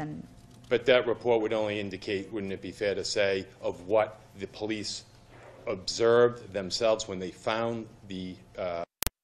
Yes, that's correct. All right. So if a person was sitting in a car and had a back window open, even though they had some device generating carbon monoxide, it would take longer for that person to become incapacitated. The saturation in the car, if a window was down, would be less than if the window was up, because the outside air could mix in. So whatever the device or mechanism producing the carbon monoxide, it would be important to find out what its output of carbon monoxide would be. Wouldn't that be fair to say? Really, what is most important is the saturation in the blood, because... And that's most important to determine if the person died from carbon monoxide. Correct. So that would be what my job is to cause and manner of death. So for me, for the cause of death, regardless of how much carbon monoxide was being produced, it would be how much carbon monoxide was in the blood, which is what I would be interested in. Right, and I'm not challenging you on that, Doctor. What I'm saying is on the timeline, however, where you said a person would become incapacitated after a certain length of time, that was based on a piece of literature that you read that talked about how long it would take if a person had a hose with piped-in carbon monoxide from the engine generated from that particular automobile. Correct. All right. So you don't know in particular what a portable generator, its output of carbon monoxide is, do you? Correct. And you don't know what the output of a water pump would be of carbon monoxide. Correct. I So they assume could- somebody could determine that, but I don't know. But you personally don't know. That's correct. And is it fair to say that you don't feel qualified to actually opine what a generator puts out for carbon monoxide? That's correct. So this timeline level, just to make sure about a person going unconscious, depends upon the saturation level within the automobile. Correct. And so, for instance, you said, I think it would take, did you say 15 minutes in that piece of literature that you reviewed? In the case that I was discussing, which had similarities to this case, it was Now, similarities, when you say similarities, you're Being, talking about a pipe in. I'm from the talking about- engine. The record will not be good if you're both talking at the same time. So why don't we let Mr. Cataldo Sure. finish? Go ahead. Thank you. So when you say similarities, you're talking about a hose being pumped in from an automobile's engine. And you're saying that is similar in nature to being told that there was a water pump in Conrad Roy's truck found. Yes, I mean, the similarities being that carbon monoxide is being produced and brought in one case, pumped into the car, and the other just being produced in the car with enclosed space. So there's similarities. I'm not saying they're exactly the same. So those numbers that I gave previously were from this other case that I talked about. Okay. And so if there is ventilation brought in to the interior of an automobile, even if there's carbon monoxide in the air, that makes a difference in your timeline. Correct. Right? And if a door is opened and fresh air is brought in, that makes a difference in the timeline. Correct. And if a person gets out of the automobile, that makes a difference. Correct. And the length of time that they may be standing outside the automobile makes a difference. Correct. And if they go for a walk and their heart level begins to beat faster, would that make a difference? Yes, any time spent outside of the carbon monoxide will decrease the carbon monoxide in the air. And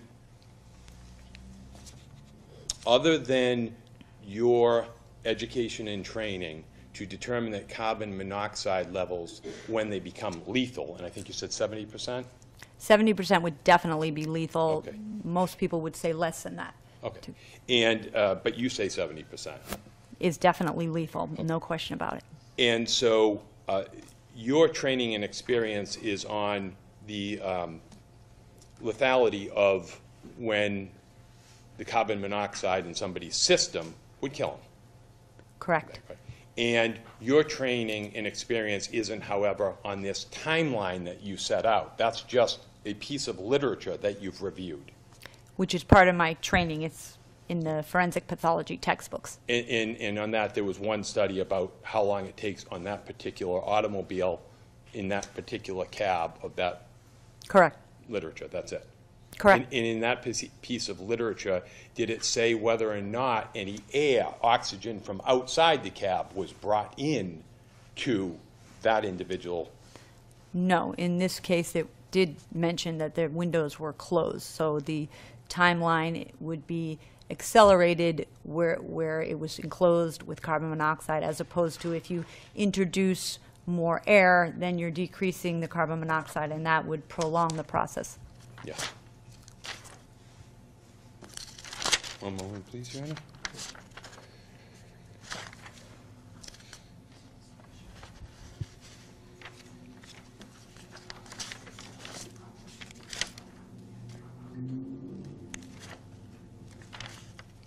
Now, at some point in your duties in examining Conrad Roy, you did a DNA sample?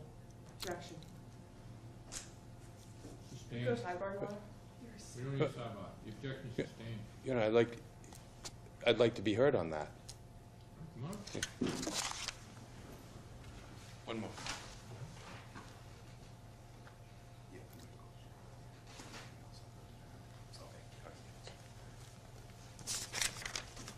And now, doctor, in performing the autopsy, you do a external examination, Yes, and you determined some abrasions on his Conrad Roy's forehead, correct. and there were several of them. Yes. Okay, and were they consistent with a fight? They could be consistent with a fight. They could To be. be consistent, did you say? They could be. Okay, thank you. Okay. Nothing further, Your Honor. All right, Dr. Lee, step down. Thank you for your assistance in this case. Thank you. We will take the morning recess and we'll resume at 11 a.m. Thank you very much. All right. Please take a seat, sir, make yourself comfortable. And when you are settled and comfortable and directing your comments into the flat mic in front of you, please state your full name and spell your last name for the record. My name is Michael Bates, B-A-T-E-S. All right, you may proceed, Ms. Rayburn. Thank you. Good morning, sir. Good morning. Where do you work? I am a sergeant with Massachusetts State Police, And how long have you been with the state police in total? 25 years. Can you walk us through your sort of assignments? Were you a road trooper for a period of time? That's correct. For about 9 years, I performed normal, uniformed state police duties. And at some point, did you join the Bristol County District Attorney's State Police, what used to be known as CPAC? Yes, I did. And when did you first join CPAC? The year 2000. And what did you do then? I was assigned to the narcotics unit. What did you do for the narcotics unit? Various drug investigations throughout Bristol County. And have you also worked on what is sometimes referred to as the body side of the CPAC unit, the homicide unit? Yes, I have. And how long have you worked in the homicide unit? 3 years. And when did you become a sergeant? 2 years ago. Now, in addition to the regular training you would have received as a trooper, have you had any specialized training dealing with phones and electronics? Yes, I have. Could you please explain your experience in training to the judge? Certainly.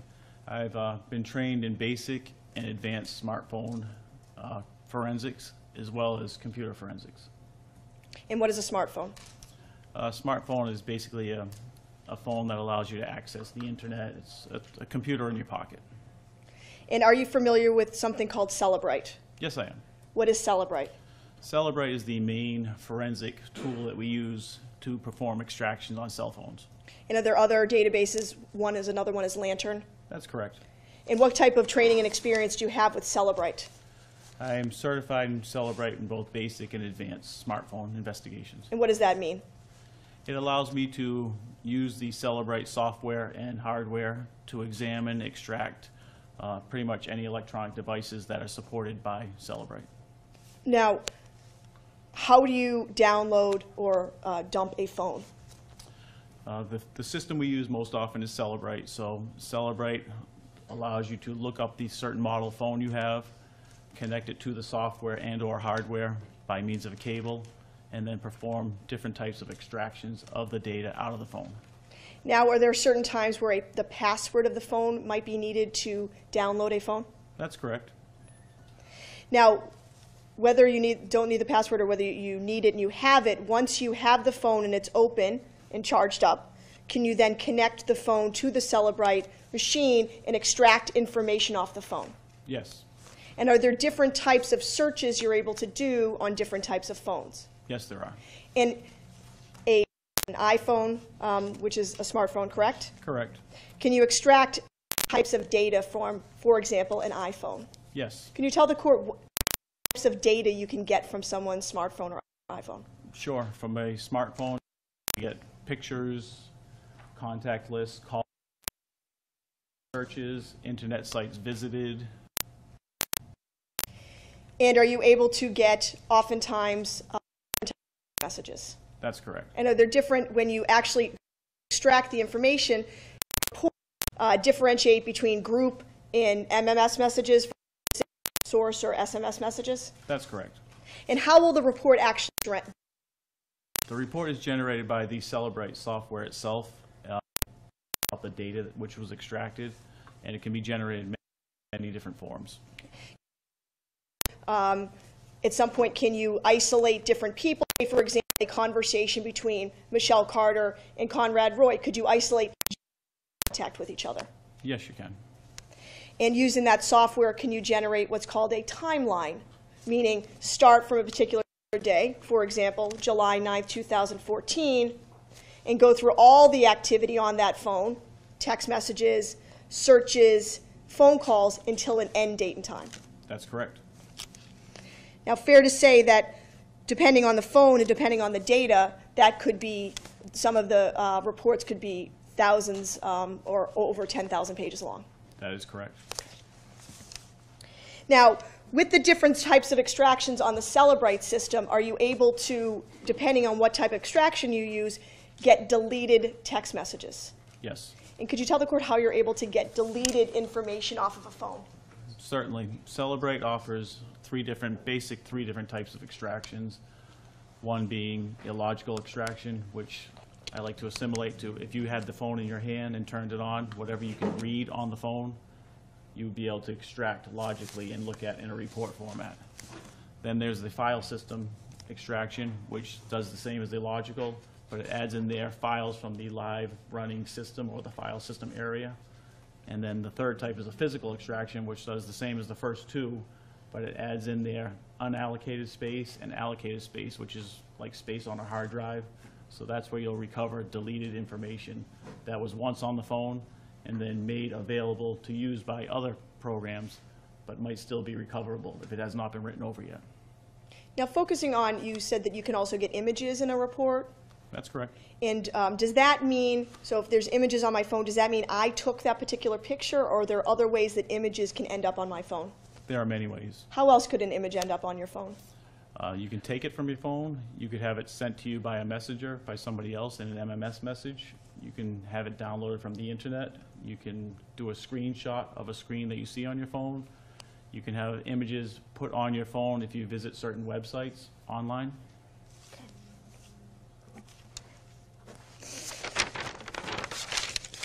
Now, could you also tell us about what training experience you have relative to computers or examining computers, please? Certainly. I've been to computer forensics training, and I hold a certification in NCASE. It's called the ENCE, NCASE Certified Examiner. Say it again? It's called ENCE, the NCASE Certified Examiner. And in examining a computer, for example, a laptop, let's use as an example, can you download it in the same manner you can a phone, or is it a different type of examination? It's a different type of examination. Could you explain it for the court? Certainly. With computer forensics, you basically image the hard drive of the evidence you're looking at. So you make a copy of that hard drive, and then there's different software, just like there's different versions for a cell phone, to extract the data and put it in readable format or report format. And now I'm going to draw your attention to this particular case, Sergeant. In this particular case, did you become involved as well as another trooper who was working at CPAC at the time? Yes. And who was the other original trooper who also was extracting information along with you? Trooper Dan Giosi. And how long did you work with Trooper Giosi? On this case or in general? In general, sorry. Oh, total of about 10 years. And just from your observations, was this the type of work that he also did, downloading phones and forensically examining things like computers and phones? Yes, as a supervisor in the unit, I also supervise our forensic lab, and Dan Giosi is one of the troopers that works underneath me. And how long have you been working as a supervisor in this forensic lab? 2 years. How many phones would you say you've extracted in your time? In my total time? Yeah. I average about 200 a year. It's been 4 years, so 800 phones. Now, in this particular case, at some point, were you asked to extract or analyze a particular phone? Yes. And whose phone were you asked to analyze first? Conrad Roy's. Could I actually borrow the phones?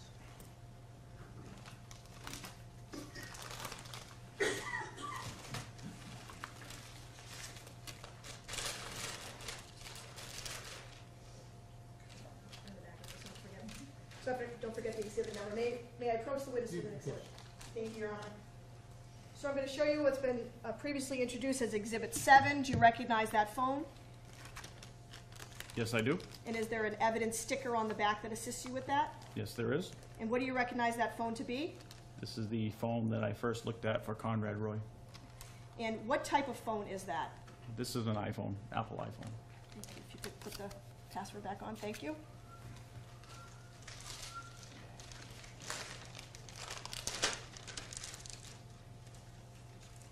Thank you.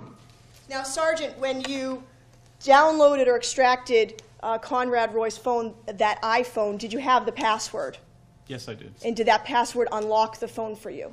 Yes, it did. So walk us through what you did with his phone initially. Certainly, the phone is unlocked by means of the password, and it is then made sure it's fully charged, connected to our Celebrate equipment, and then you perform the extraction from that point. And were you able to successfully extract Conrad Roy's phone? Yes, And were you able to do a full physical extraction or a logical extraction or that in-between one? the iPhones are a little bit different, so it's a logical extraction. So would that mean would you have been able to pull out any deleted text messages on Conrad Roy's phone? No. Now, did you become aware as being the supervisor at the unit that there was another phone that at some point later in October of 2014 that was taken into custody and needed to be downloaded? Yes, I did. And whose phone was that? Michelle Carter. Did you do the initial extraction on that phone? Yes, I did. Can I see that? May I approach the witness, Your Honor? May. Thank you. Showing you Exhibit 22. They're different pieces. Did you extract that phone? Yes, I did. And could you tell the court what type of phone that is? This is an LG smartphone. Thank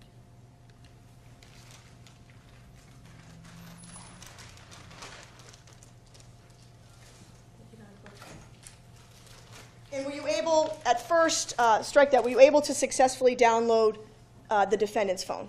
Yes, And at first time, were you able to do a logical or a physical extraction first time around? just a logical. And were you later able to do a physical extraction? Yes, I was.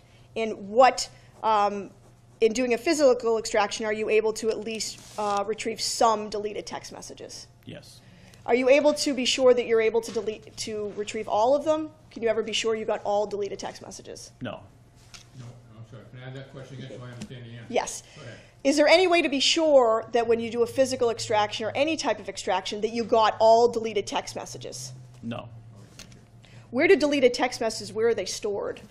In that unallocated and allocated space, if you picture a hard drive or, say, a box, make it simple, a text message comes in, it stores in memory, and it reserves that section of memory as the text message. When you delete that message, the phone or computer basically deletes the pointer to that message. So the message is still there, it just marks it as being available space for something else to come in and write on top of it, a picture, another text message.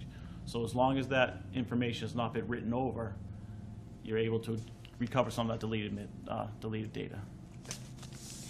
So I'm going to come back to the phones in a little bit, sir, but did there also come a time where you were asked to examine some computers? Yes.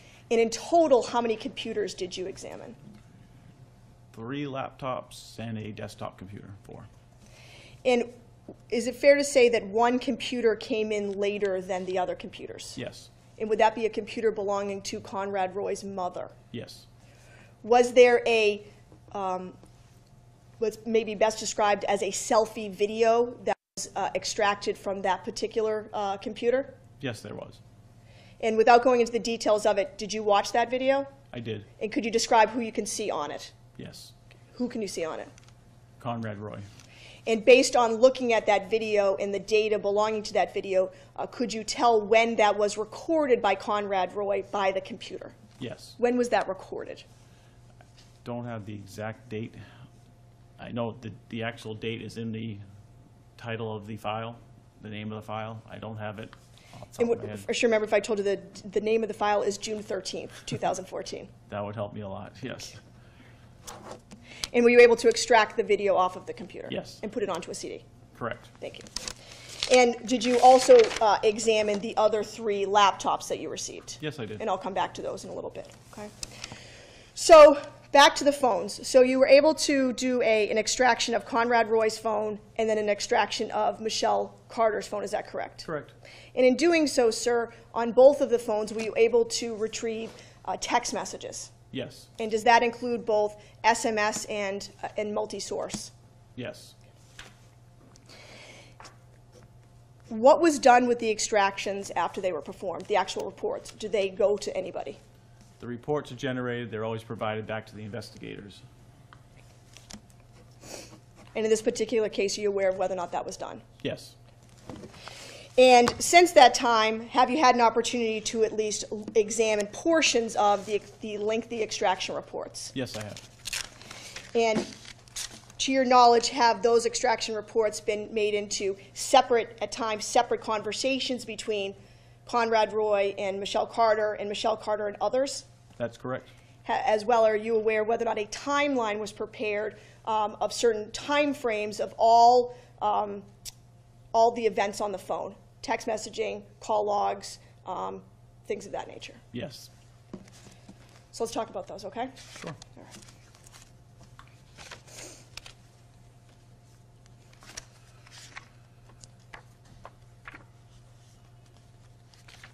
Time frame, Sergeant, I'm going to start with, and let's talk a little bit about the time frame.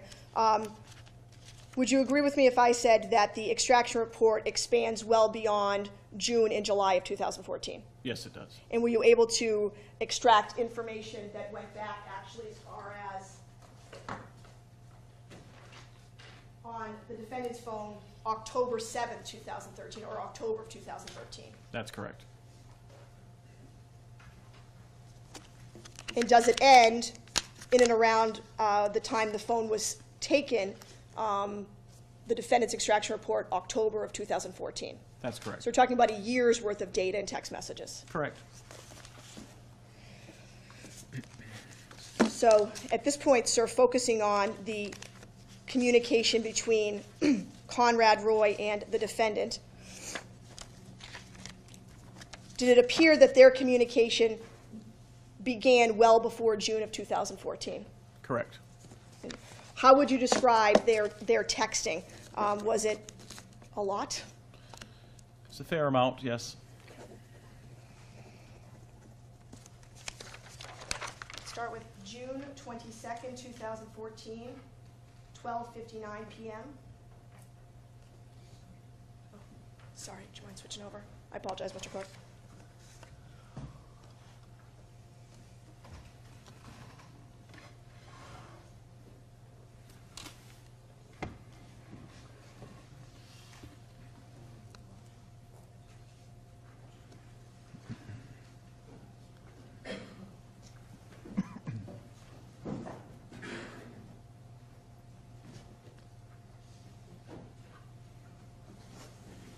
Thank you.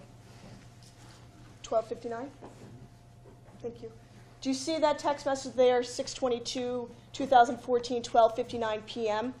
Yes, I do. And can you tell from looking at that whether that text message is incoming or outgoing? It's incoming. And who is it incoming from? The number that's stored is Conrad Roy. Okay. And fair to say, this is the defendant's extraction or phone record we're looking at. Correct. So this would be a text message from Conrad Roy to the defendant. That's correct. And could you read it, please? Sure. Yeah, I just have to take my time. Like I keep regretting the past, it's getting me upset. Can you please go up? Just line for line, sure. Yep. Take your life, question mark. You think I should? You're not going to kill yourself. You say all the time you want to, but look, you're still here. All the times you wanted to, you didn't. You don't want to die. You just want the pain to stop. Please continue. That's true. Counsel, Yes, Your Honor. this is a forensics expert. Yes, Your Honor. Why is this forensic expert reading to me that which is in the report? Your Honor, the only way for the Commonwealth to put in its case Are for, you putting these documents in? Your Honor, they'll be coming in a form. Yes, Your Honor. I'm going to read them. It may be heard briefly at sidebar, Your Come Honor. on, Thank come you. on, Yeah.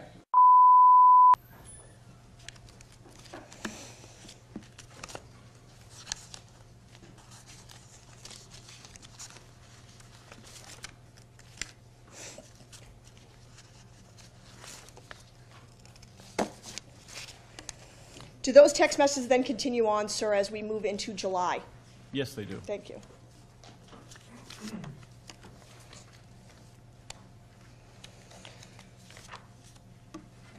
July 3rd, 2014, 11:37 a.m.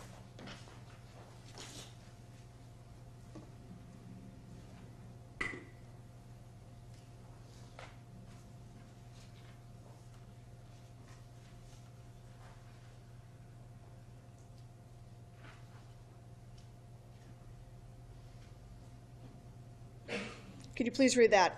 And this is Can you please tell us who this is to and from? Sure, this is a outgoing message to Conrad Roy from Michelle Carter's phone. Please read it. Message is, are you gonna do it tonight? Question mark. Answer. I'm gonna try. Question. How hard are you gonna try? Answer. Hard. Please continue. What way? Answer. IDK, LOL. Question. Or strike that statement by Mr. Roy.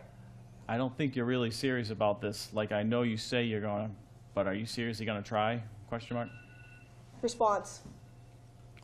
Because I don't want to seem like a fool. Response by Mr. Roy. Yeah.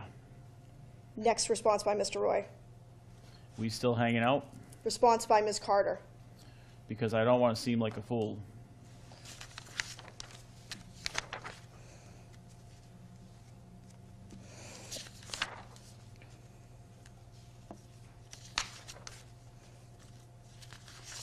Does it then continue on, sir? Yes, it does. Thank you. 7/3/2014, 10:06 p.m.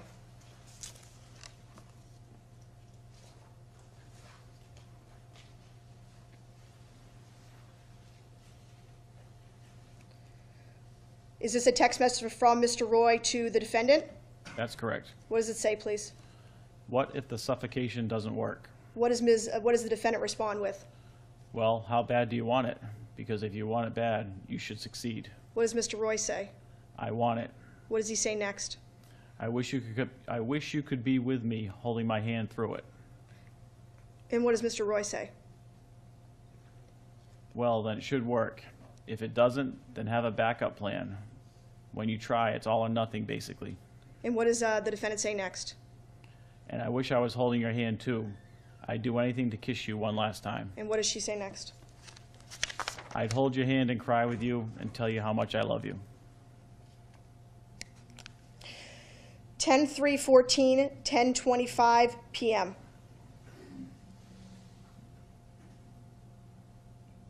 What does the defendant say? What does the defendant text to Mr. Roy? Tweet, question mark, I want to be your last one. Does Conrad reply? Yes. What does he say? I don't want to tweet. What does she say? Fine. What does she say next? Why, though? What does he say? What's it going to do? What does she say? I just thought it would be nice. It would make happy. I've always wanted a nice shout out from you. What's a tweet?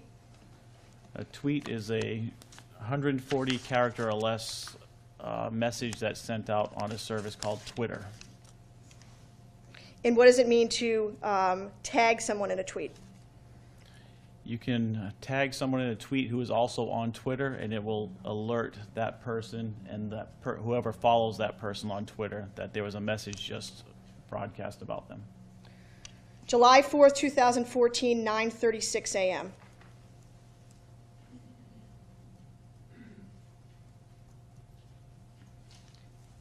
Does Mr. Roy send a text message to the defendant?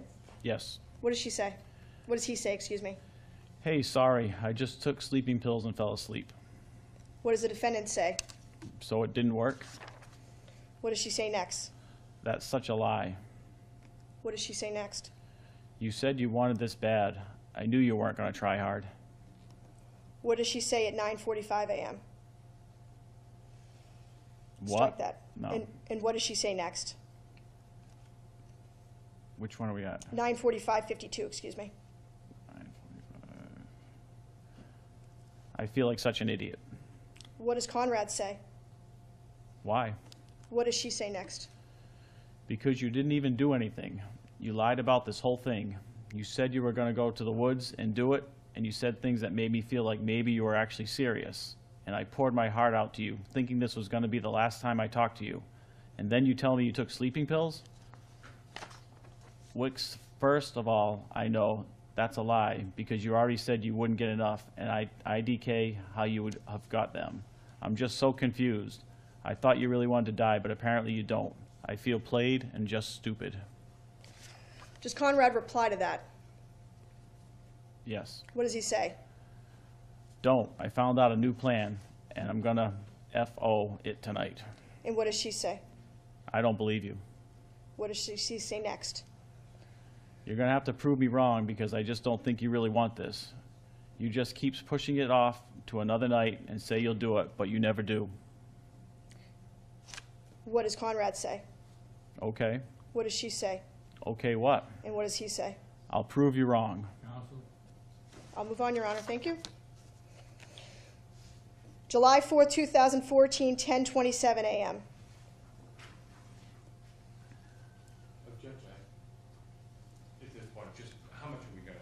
Well, this is a new date, some 10 days later. Again, granting a little. Thank you, Your Honor. Could you please read just that? See, that's what I mean. You keep pushing it off. You just said you were going to do it tonight, and now you're saying eventually. July 4th, 2014, 11:53 a.m. All right, I'm sorry, you know what, I misread the date. We have been through July 4th sufficiently. You have another date you'd like to draw my attention to? Absolutely, Your Honor. I'll keep moving forward into July 12th.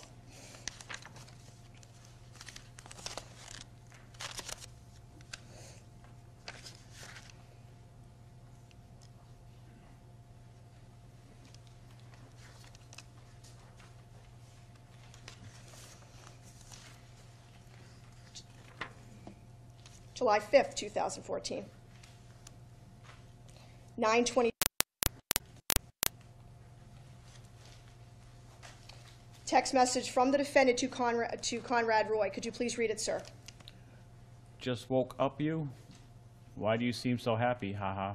And what does he say? Because tonight's the night. And what does she say? You said that last night and the night before. And what does he say? Haha, I know, but it has to be tonight. I'll be all alone. July 5th, 2014, a little bit up, 9:58 a.m. What does she say? Do you think tonight really is the night you're going to do it? And what does he say? I think. What does she say? There's a difference between saying I'm going to try to commit suicide and I'm going to commit suicide. And what does he say? Well, I'm going to try. And what does she say? So you don't want it bad enough. You already know you're going to fail because a part of you wants to fail. And on July 5th, 2014, at 2:15 p.m., what does he say to her? It's just hard, Michelle. And what does she say? I know it is. And at July 5th, July 5th, 2014, at 2:18 p.m., what does he say? Just to keep thinking about inflicting pain upon yourself when I overdosed, I didn't even research it. I didn't like I was going to be in that much pain, and And then please go up. it's scary. And what does she say at 2:20 p.m. in response to ending with "it's scary"? Well, that's why you have to do something quick that will end it without having to worry about the pain.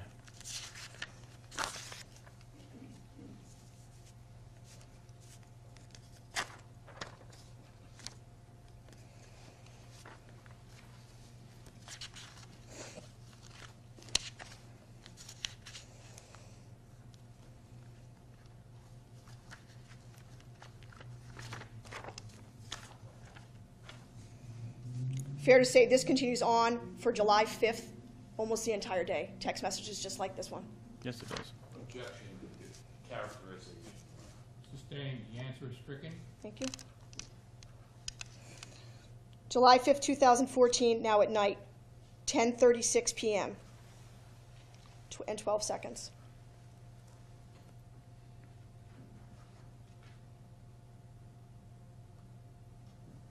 What does she text him?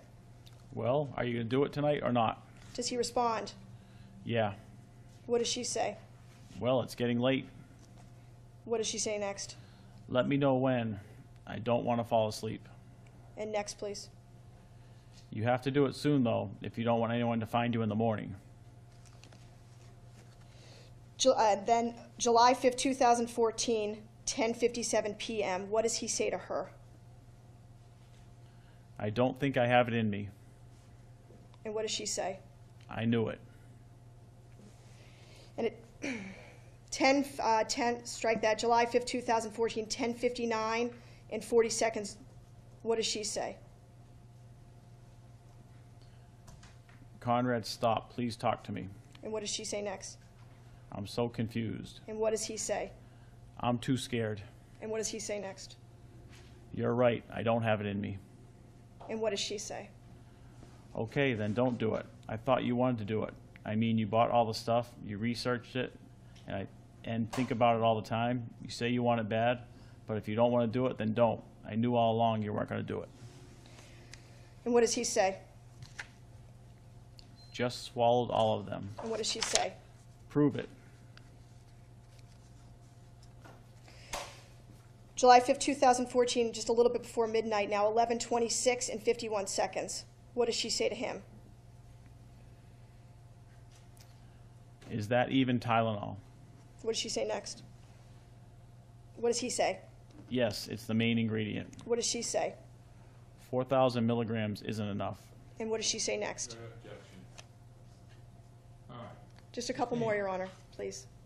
We are 7 days from the time that Mr. Roy passed. So, I'm going to read these. I'm going to put that on the record yet again.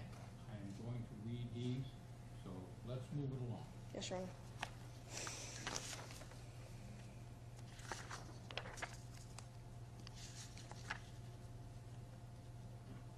July 6th, Your Honor, if I may. Now, after midnight, 12:26 a.m.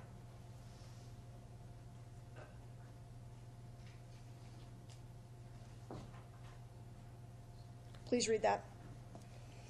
If you want to do this, 10 Benadryls and then wait 10 minutes, then take all the Tylenol. What does Conrad say? Okay, that seems like a plan. And what does she say? I still don't think you're really going to do this, so you're going to have to prove me wrong. July 6, 2014, 1:10 a.m. and 8 seconds. What does he say? What does Conrad say to her? This scares me.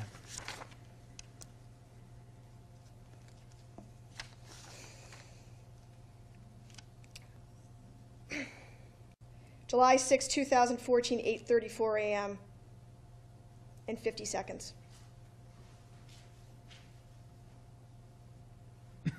What does Michelle Carter say to Conrad Roy? But I'm tired of you not taking this seriously. Like, if you aren't really going to do it, then stop pretending that you are. July 6, 2014, 11:13 and 16 seconds. What does she say to Conrad? Hang yourself, jump off a building, stab yourself. IDK. There's lots of ways. And what does she say next? I don't think you really want it. And what does he say? I just don't want the pain. And what does she... Counsel, your point is made. Thank you.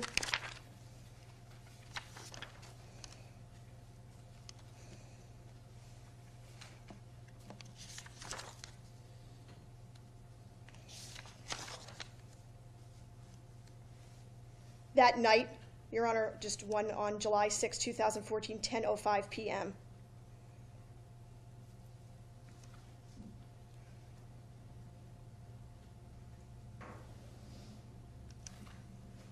Do you have that one? Never mind.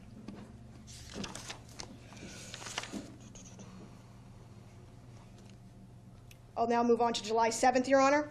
July 7th, 5:19:08. 5:19 p.m. Next one.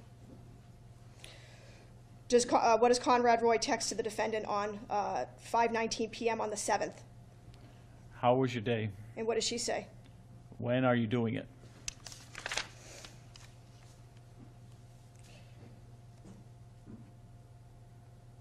Same day now, 6:28:16 on July 7th. What does she say?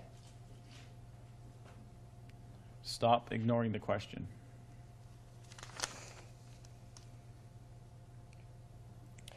July 7th, 2014, 10 o'clock p.m.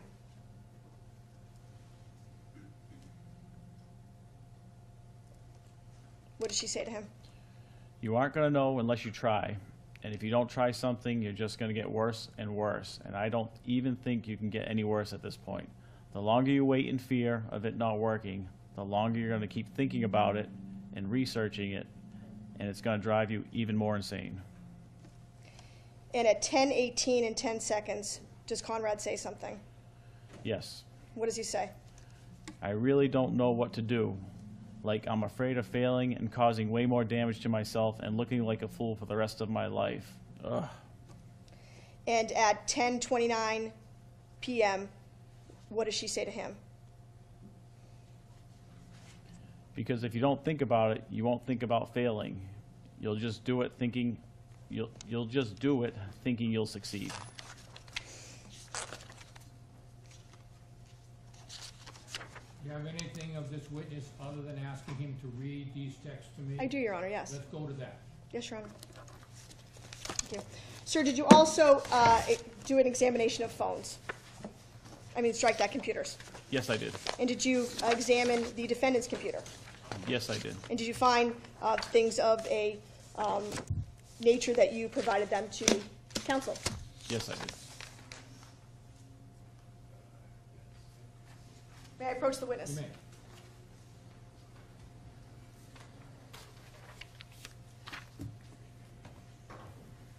Could you please tell us what those two items are? These are two exhibits to my report which I had recovered during the examination of the computer. And what are they? Now, which computer is this, Mr. Bates? This is the computer of the defendant, Michelle Carter. Okay. And what did you find? This was a Microsoft Word document that was stored in the computer under the... And did you then print out those documents? Yes, I did. Your Honor, I would offer them at this time. Is there an objection? No, you want to mark collectively or sequentially? Collectively is fine, Your Honor. Thank you. Number 29, Your Honor?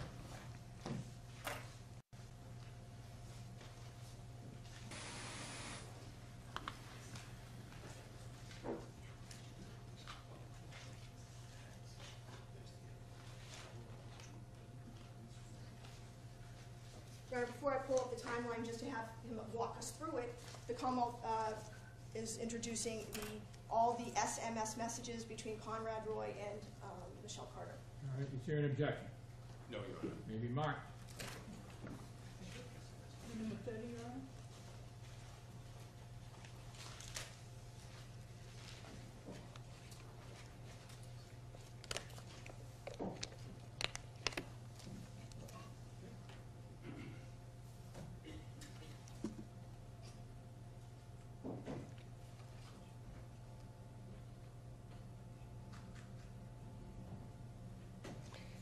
Now, Sergeant, is this a spreadsheet with some color codes here as to who might be the author of certain or the caller on certain items? That's correct. Okay, can you please continue?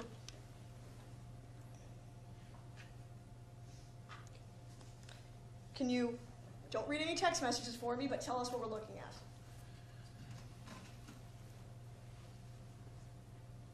This is the timeline of events happening on the phone as a result of the extraction that I performed. And so we have here the date and time on the left-hand corner, Correct. and direction, incoming, outgoing. Correct. What's next? The number or the calling party. There's references up there to things that were contained in the motion in limine. I'm sorry. I There are didn't read- things on up there, I see names that were referenced in the original motion in limine, Alice. I see it up on the board. Your Honor, these were all the text messages are stipulated to and agreed to. Is that correct? I thought that Yes. was my understanding. Yes. Yes. Although you said there was a slight glitch with respect to some aspect of this. Should I take that down to the half stop, Judge? Yeah, it's about the number. Withdraw I'm the confused. objection. I thought we stipulated all the text You messages. withdraw it? I just saw these are admitted stipulated text messages. Okay. They are going into the court. They will, of But- course, be governed by any prior rulings They- and motions in them. Yes, All right. thank you. Okay, so we can put it back up. Thank you very much. Thank you, Judge. Is there then refer to the party? That's correct. Now, are there names next to phone numbers there? Yes. How would a name come associated with a phone number? That name would have to be input into the user's phone as a contact, stored as a contact. So if I put Mike Bates in my phone, if someone extracts my phone, any contact with you, would it have your name next to it? Correct.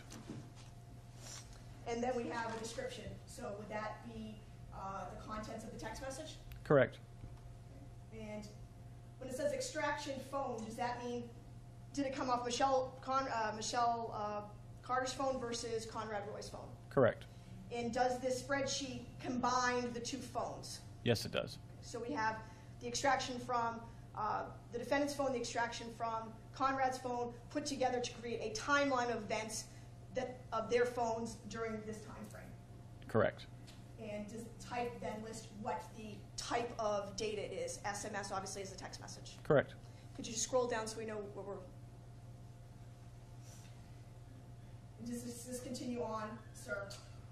Yes, it does. Please go down a little bit more, please. And stop here. So then we have different types of what extraction the defendant, again, some of these are from Conrad Roy. Is that correct? Correct.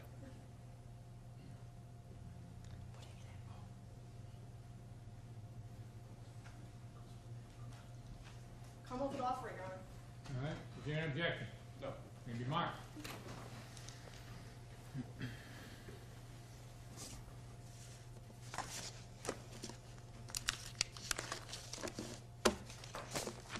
Nothing further.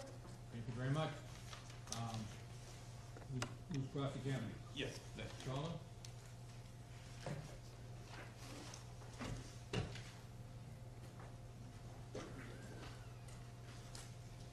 Good afternoon, Cooper. How are you? Good afternoon. Do you know Stephen Barano?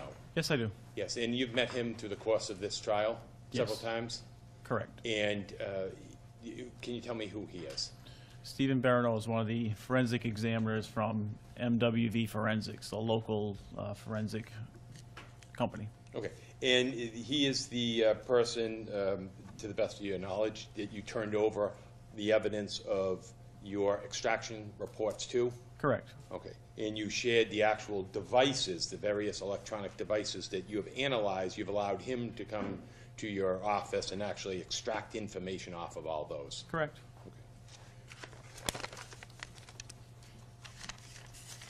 Are there any devices that he did not extract or examine? No. And you went through the various text messages a few minutes ago with my sister. And who selected those various items for you to read? Was that yours, or did somebody tell you we're just going to put you on the witness stand and read them? No, those are the messages I extracted. She literally called them out as we were sitting here. Okay, all right. And are you aware in the various text messages, is it fair to say that there are thousands and thousands of text messages, maybe even 10,000 text messages between Conrad Roy and Michelle Carter? There are a lot of messages, yes. All right, and can you estimate how many? I wouldn't like to estimate, no. Hundreds? More than hundreds. In thousands? Thousands, yes. Okay. And are you aware of text messages where Michelle Carter asked Conrad Roy to go to McLean Hospital with her? I don't remember. There are a lot of messages. But you just read Right. a lot of messages. The messages you read, were those from your memory? No. No, the district attorney put you up there and just pointed them out and you just read them aloud? Correct. Okay. And so you're not aware that she asked him to go to McLean Hospital? I don't recall, no.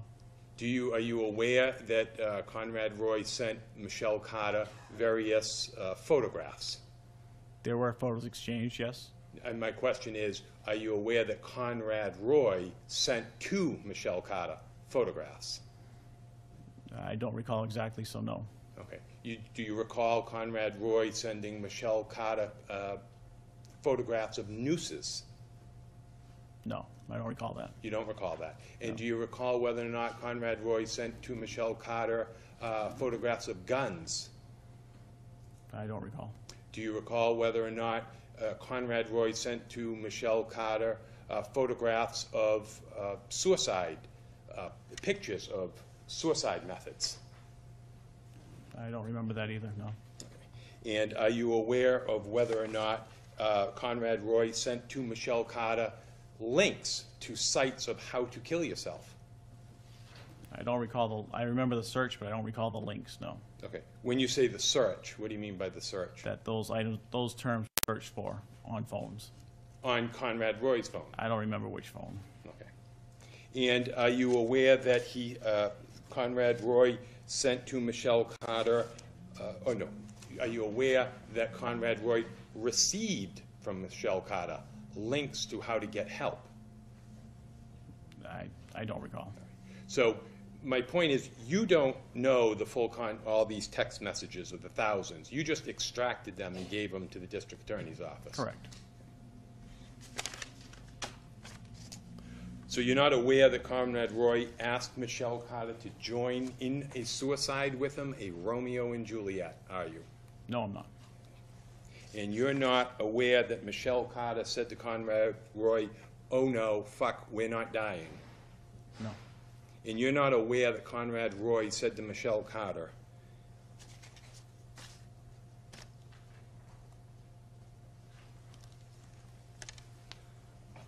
so I'm stuck in this deep hole.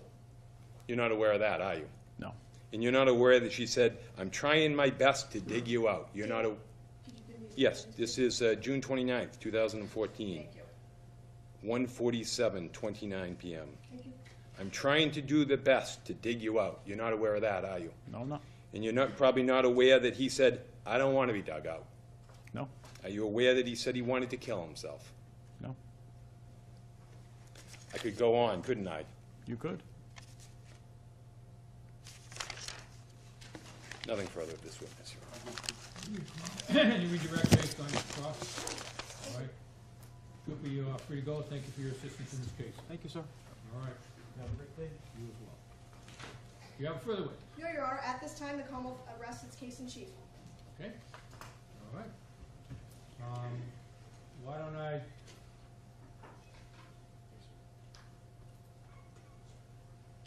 assume there'll be a motion. You most certainly will be. If I was to give you 20 minutes, would that be sufficient time to prepare your argument? Absolutely. All right, why don't we resume at 12:20? I'll hear the arguments then, and then in all likelihood, we will suspend for the afternoon. But I'll be back at 12:20 for your argument. Thank you.